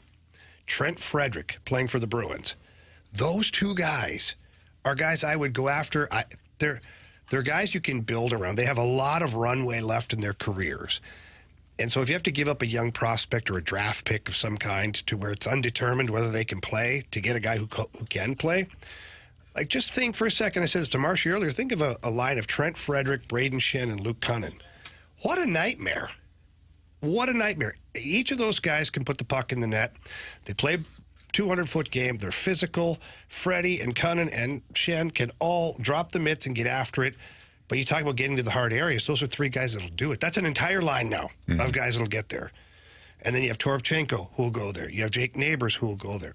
You're starting to get more guys that are playing that kind of hockey that wins ultimately. Now, again, those are wish list items that I think are realistic. It's not going to cost you an arm and leg. It's not like, let's go get, McDavid. Okay, well, yeah. That'd be nice. Be nice. Good luck. But good luck. So that, I think that, that thought process is correct. But again, the word process is going to be a big part of this. Mm-hmm. The process of moving on from certain players, the process of getting certain players. What's the amount you have to give up? What are you retaining in salary? All of these things are going to be huge components of any move that Army makes this offseason. You excited me a couple of days ago with the Brady Tkachuk. I thought that was what I was wearing. Wow. Carey, Brady you know better. Conversation. You know better to say something like that. Yeah, I know. No, I got Lululemon shirts on. I tried to walk away. A sucker for those. Yeah. But when you talked about Brady Tkachuk and the potential for maybe that, I would like to see, and maybe that's shooting for the stars. Maybe that is shooting too for much. The stars. And you're going to have to give up something to get it, but is that a realistic opportunity? I don't think so. So we should just shut it down. Well, that's not. Yeah, probably. Shut it down. The reason I say it's not realistic is because I can't imagine that an ownership group that just took over the Ottawa Senators would be even thinking about parting with their franchise player, no matter what the return is at that point. But again, all things being considered, there have been rumors out of certain media outlets that Ottawa has kind of like said, well, what would you give for this guy? I mean, it's never, I guess, like I said before, Wayne Gretzky was traded. And again, it was like, well, what would you give for Wayne? Mm-hmm. And so if the price is right for the Senators, maybe they do move on. I think they should be medically examined if they do that. All right, here's Tim. He's got a question regarding the next full-time head coach. Hey, fellas. So I'm wondering, you brought up the Barry Trotz, after he won a cup with the Capitals, and all of a sudden the Islanders hand him a blank check. Knowing the situation with Tom Stillman and the ownership group, is that a move that this particular ownership could do or would do with one of those guys, whether it be a Rob Brindamore or a Jim Montgomery? And then obviously Joe Quenneville, he'd have to get reinstated anyway. But is this something that the ownership group, obviously I think they'd be interested in? Is it something they would actually do? Thanks. Appreciate the show, fellas. Great job. Yeah, so Thanks, Tim. A lot of coaches' salaries aren't public knowledge, but I can tell you it's absolutely something the Blues would do. The Blues ownership group has never balked at spending good money. Right. They haven't. Yeah. Like, this is a mid-market team that spends to the cap on a yearly basis. And I do know that Craig Berube was making $4 million a year. Rod Brendamore's making like $2 million this year. And Monty might be somewhere even south of that as well. Really? Well, Monty was a show-me deal. Yeah. Because he had his obstacles. Came back here, was an assistant coach and whatnot. So the Bruins are probably like, hey, you know what? You're a head coach, but you're going to show me, a little bit. And Rod Brindamore. State. No, you're talking about Boston. Yeah, you're talking about Massachusetts. God, that's my bad. And Tom Dundon, the owner in Carolina, is notoriously cheap. Like, he's a guy who's fired like 10 scouts and says, our other scouts can pick up the slack. You can have several different TVs on at home, and we're not paying for your travel. Guys, I'm not joking. Watch it on TV on several different TVs. Don't travel. I'm not joking. Come on, man. He said we need to cut down on our costs of scouts staying in hotels and mileage and all that stuff. Why would we do that when we have computers where we can watch every game in the league? Our scouts don't have to watch one game a night. They can watch 5 games in a night. Oh. In theory. Sounds good. Wrong. Yeah. But, so then go back to my original statement. Rod Brendamore's making like around $2 million. Yeah. So if the Blues were to consider those two head coaches to be in the same category as Craig Berube, and they went to a $4.5 million, that's quite a pay raise for those guys. Yeah, I'd say so. And to our Mike Drop's point, they're capable of it. They will do it, obviously. It just has to be the right fit. We have our Sports Six-Pack coming up. 314-399-9646 is the Air Comfort Service text line. Again, 314-399-9646, Air Comfort Service text line. A Sports Six-Pack next.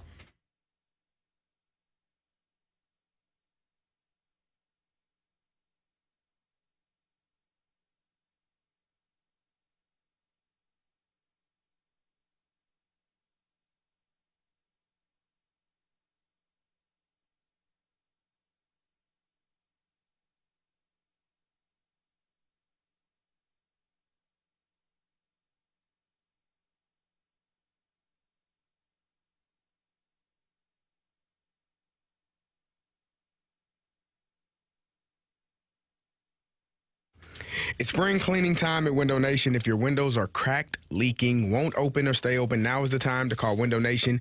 If you buy 2 windows, you get 2 windows free, plus 0 down, 0 interest, and make 0 payments for 24 months. And if you buy a house of windows, you can get a pair of St. Louis Cardinals tickets with that purchase. All they do at Window Nation is windows. They are experts. They have installed over 200,000 windows just last year, 40% more than the average window company, and 96% of those installations require no follow-up service. They measure your window 3 times to ensure the proper fit to make sure that it is good to go. You get a comprehensive lifetime warranty on the entire window, including the glass. All you have to do is reach out to them at 866-90NATION or go online at windownation.com. Again, that's 2 free windows with every 2 you buy, 0 down, 0 interest, and no payments for 24 months. Best part about it, they can install that new window in a day or less, and the window, again, will come with a lifetime warranty. That's 866-90NATION or visit them online at windownation.com.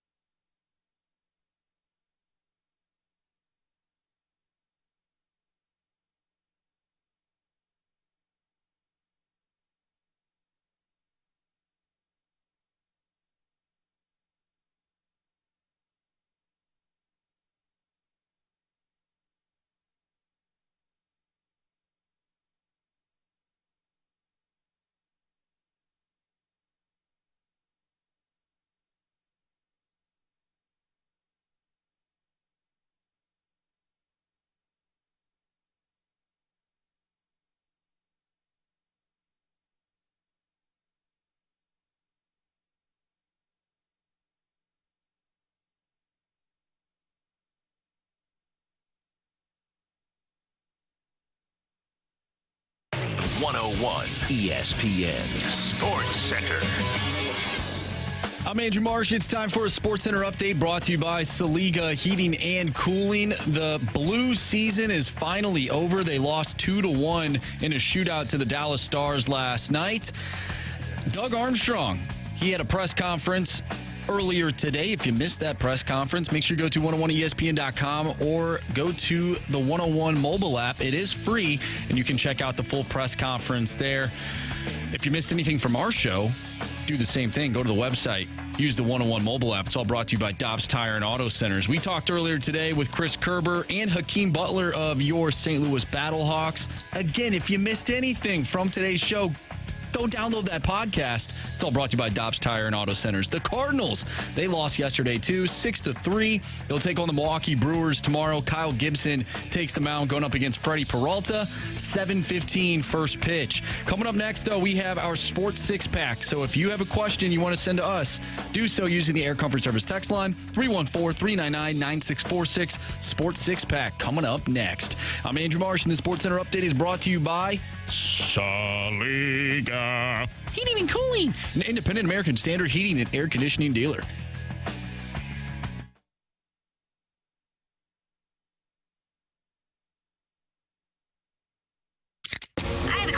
It's time for the Fast Lane to answer your sports questions. I want to ask you a bunch of questions, and I want to have them answered immediately. Asking me all these weird questions. Answer the question. Answer the question. Answer me! The Sports Six-Pack is now. Everybody driving around right now in the St. Louis area, man, be careful out there, right? Drive slow. Have to pull off the road. Be safe. Trees are like sideways right now here in Creve Coeur. So doesn't look good from our window, so everybody be careful if you're driving right now, right? All right, without further ado, here's Andrew Marsh with question 1, please. Question number 1. From the 573 of the 4 major sports, which one do you feel like has had the biggest leap over the last 50 years in talent and physicality? Ooh, basketball, football, hockey. Marsh, I'll say football. I mean, they were using leather helmets. Marsh, you're not using them not 50 years ago. Baseball? Baseball. 50 years ago, they weren't using leather helmets. What the hell are you watching? I guess you're right. I'm 43. Seriously, Carey, I'd be insulted. Marsh, it's okay. Well, I'm definitely not saying baseball. I feel like baseball players back in the day were probably better than they are now. Whoa. Marsh is going back to the NHL. They're using frozen cow patties for pucks. If Bob Gibson were to step on a mound today, I bet you he would strike out. He'd probably have 15 strikeouts and go about 8 innings. Maybe 9. 8. Yeah. Come on. Well, 11 if necessary. I say basketball because have you ever? I walked around in some Converse for like, I don't know, 5 hours, 6 hours one day. Just walked around in Converse basketball shoes. Those guys were my whole body hurt. What does that have to do with it? Then get better shoes. That's what they wore in the 70s. That's what I'm saying. Those guys, and they weren't able to move. Have you seen the skates in the 70s? I've never skated, so no, they were like I have not. Slippers with blades on them. Well, that sounds awful and scary. Yeah. And jugulars and all of those things. No ankle support, like all that stuff. That's the basketball shoes. No ankle support. Like if you walk around in Converse for 3 hours, imagine playing a basketball game. An inch of steel, though? Well, I mean, you all choose to skate around. I didn't. Well, we don't choose it. The sport chose us. Yeah. Well, your father chose it for you. Did you not hear him yesterday? What city do you live in, son? What country? Yep. I'm in Canada. You're a hockey player. Yes, sir. Yes, sir, I am. You know what, Carey? The athleticism for basketball players, just the way. I mean, we were talking about Pistol Pete Maravich, right? Coach, was it Gino Ariemo talking about Pistol Pete yesterday? LeBron James, Pistol Pete. It's a little bit change of athleticism. I don't know if that's apples to apples. I mean, if you went Dr. J, LeBron, Dr. J, LeBron. Now I still would be like, damn, I don't know. One guy's white and the other guy isn't. Well, one played. No, Carey. I mean, that's very observant. But, however, one player played completely different. Yeah, because he didn't have the skill set that LeBron has. I know, but I gave you a comparable. Then you got to go there. What the hell are we doing here? You're not helping me with that one texter. Oh, man. That's one texture that doesn't feel like Jamie is fair. Really? A little upset about that. Screw you, Carey. I think question number 2. In all honesty, to put a bow on that, I think every sport in the last 50 years. Because if you look at hockey in the 70s, and then you look at Connor McDavid today, and you look at Nathan McKinnon, you're like, whoa. Yeah. Like, every sport feels like it's just gotten so much more talented. Mm-hmm. So this could be question 2. That's fine. But did you guys see that? Please. Did you guys see that Reed Shepard entered the NBA draft? We missed the chance. No, we knew. We knew. If you listen, go back and listen, it's obvious. So Reed, we'll give you a little peek behind the curtain here. So Reed Shepard, the freshman and men's basketball freshman of the year, played for Kentucky. He was there yesterday at the Missouri Athletic Club, and we interviewed him.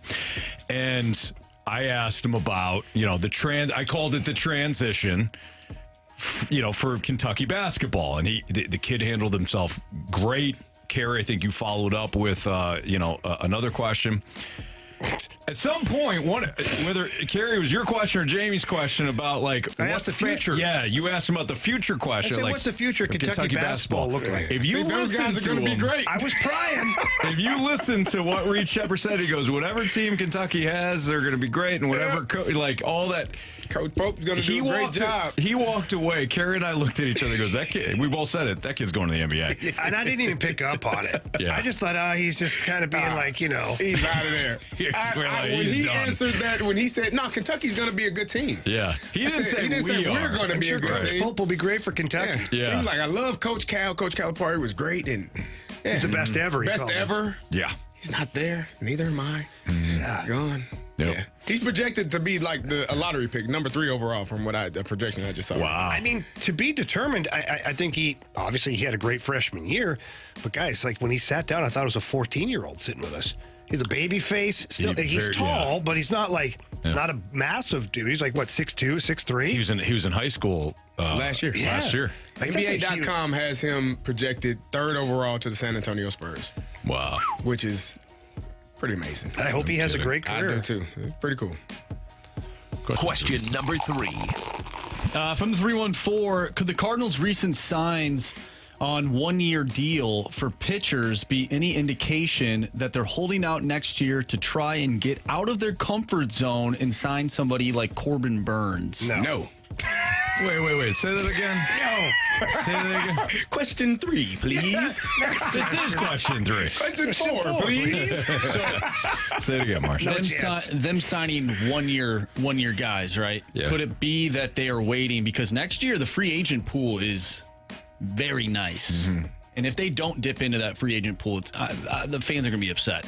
So do you think they're going to be upset? They better get ready. Yeah.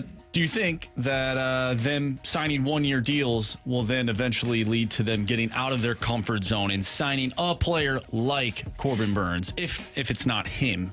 Okay, so I will also say no, but I'll add more. Question 4, please.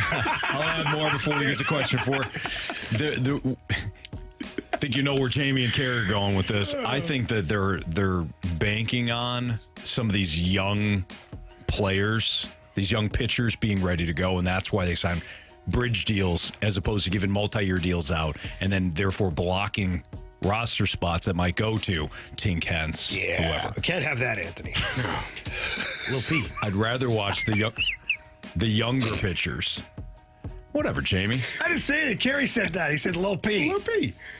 Lil Pedro. Whatever, dudes. Question 4, please. Question number 4. All right, I got this one from the text line here. From the 636 says, Jamie, how do the players get paid throughout the playoffs?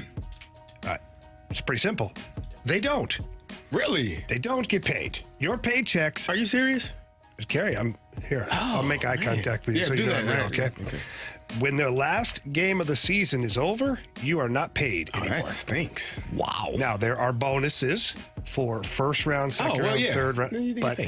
But there's bonus. The bonus is higher for the winning team. Yes. So, But your bonus, Kerry, is like $20,000 for the first round. Yep. Some guys make that in a day. Correct. So they're not being paid anymore. That's why in the NHL, the Stanley Cup playoffs, like it really is a testament to some of these players because some of them are making $10, $11 million, and then their bonus for winning the cup is $100,000. Yep.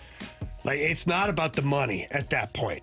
And guys are playing through punctured lungs and broken ribs and broken hands and all this stuff. So the answer is simple. We as NHL players, they now as NHL do not get paid. Unless you make the playoffs. Unless you make the play. You get a little bonus. Yep. And if you win it all, you get a little bit more. Like it's not like $100,000 is nothing to turn your nose up at. But compared to what these guys are making, some guys are making $300,000 every 2 weeks. Right. Yeah. So, I mean, listen, I'll play the game for $100K. Will I get killed in game one?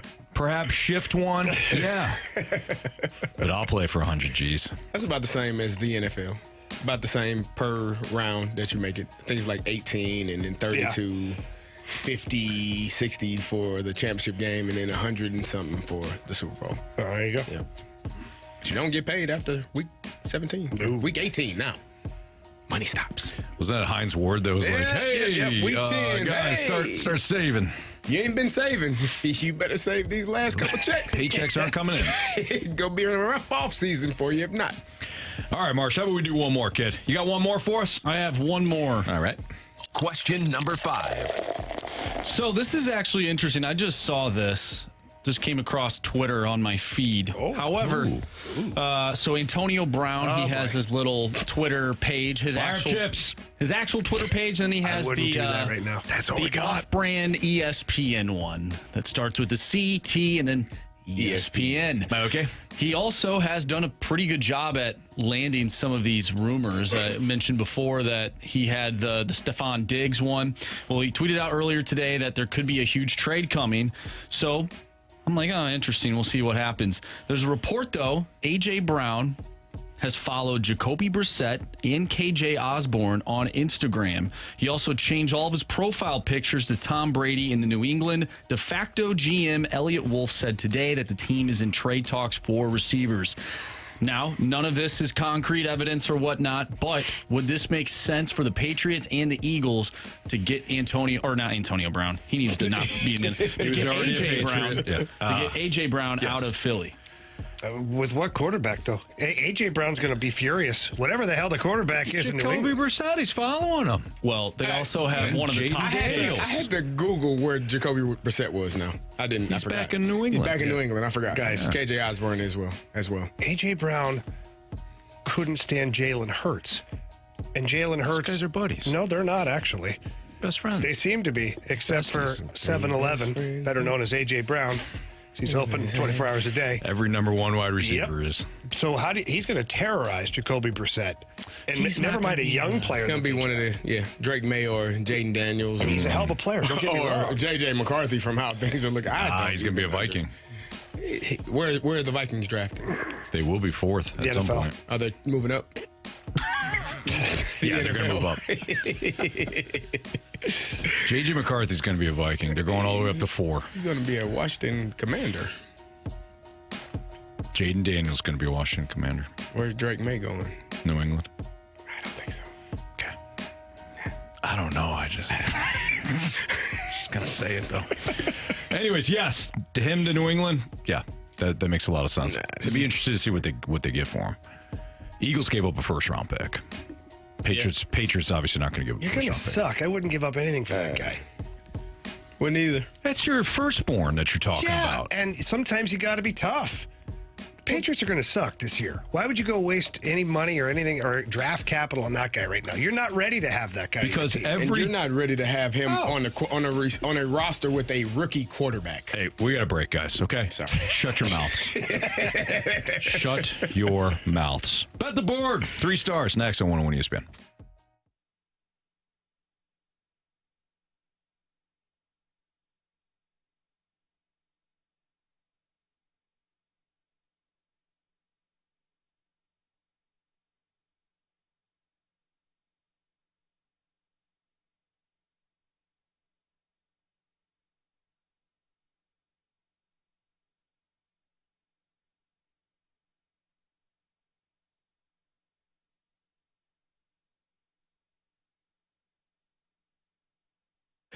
You know, finding new tires or buying new tires, never an enjoyable experience. I should say rarely an experience that you enjoy, because a lot of times you either need them because you've waited too long, or maybe, I don't know, you hit a curb or something like that and you pop a tire. Either way, R&R Tire Express, they're making it easy and cost-effective to purchase new tires. At R&R Tire Express, again, it has never been easier to get you the tires that you need and the wheels that you want. Now through April 15th, you can request a quick quote, and the R&R team will pay half your first month's payment. And when R&R says quick quote, they do mean quick. We're talking about 60 seconds tops.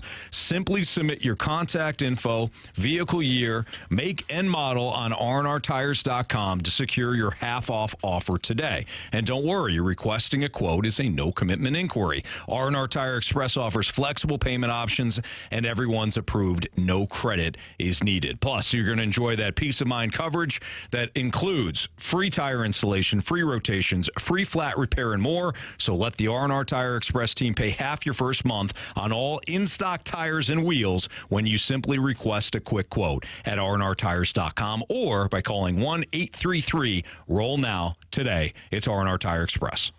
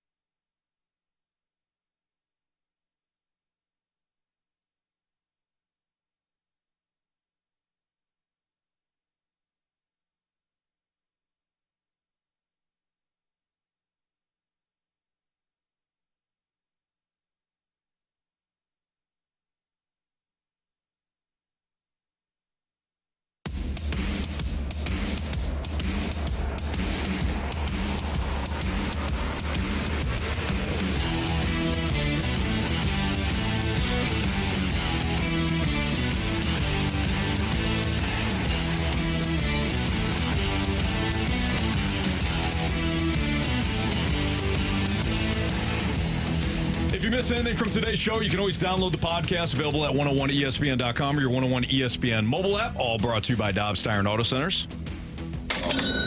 Time to bet the board. Marsh, did you have an opportunity to look at the updated standings or no? Yeah, so right now I have about 8 wins. Carey has 5 wins. Anthony, you have 6 wins. And Jamie has 4 wins.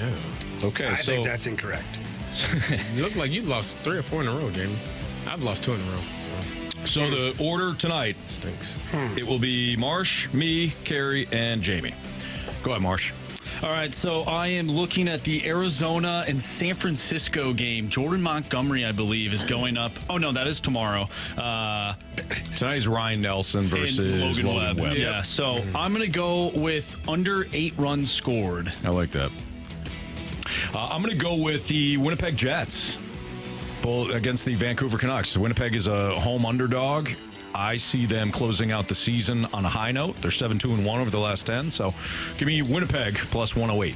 Give me the Oilers versus Avalanche under 6.5. Under 6.5. Yeah, wow. Not playing. They're just ready to get to business. Get down to business. True. All right. True. Okay. All right. The Kings playing the Blackhawks. The Kings minus 410. Obviously, the Blackhawks a plus 315. I'm not bothering with that. The over-under is 5.5. I'm going over. I can see this being like an all-star game where nobody wants to block shots. Just get out of the way, score some goals. Mm-hmm. I see that going over. I kind of looked at that Anaheim-Vegas game the same way. I don't know why, because maybe it's just they're like thinking about Anaheim. And Well, they've got some young scorers that can find the back of the net. So, all right, Marsh, go ahead. All right, let's go to our 3 stars of the day before we get out of here. Our third star of the day goes out to Arizona Coyote fans. It's a tough day for them. Things are official as the NHL is heading to Utah. So one last shout out to the Arizona Coyotes. Nice job. Our second star of the day goes to Battlehawk receiver Hakeem Butler for joining the show. Absolutely. Hakeem Butler. And our first star of the day goes to all of us for staying on clock. Fast lane. Fast lane, fast lane, fast lane. We typically do stay on clock, that's for sure. Yeah. All right, we got an instant replay coming up for you. Tomorrow, we will be off at 5:30 because we got Heat and Bulls pregame coming up at 5:30 at the NBA play-in. Or no, is that over with now? The play-in is over. Yeah, it's still playing. Play-in's for like a month. Yep. Yeah, about a month. Dragging on. For Andrew Marsh. Tournament while we're at it. And Carey Davis and Jamie Rivers. I'm Anthony Stalter. Appreciate you listening and watching today. See you.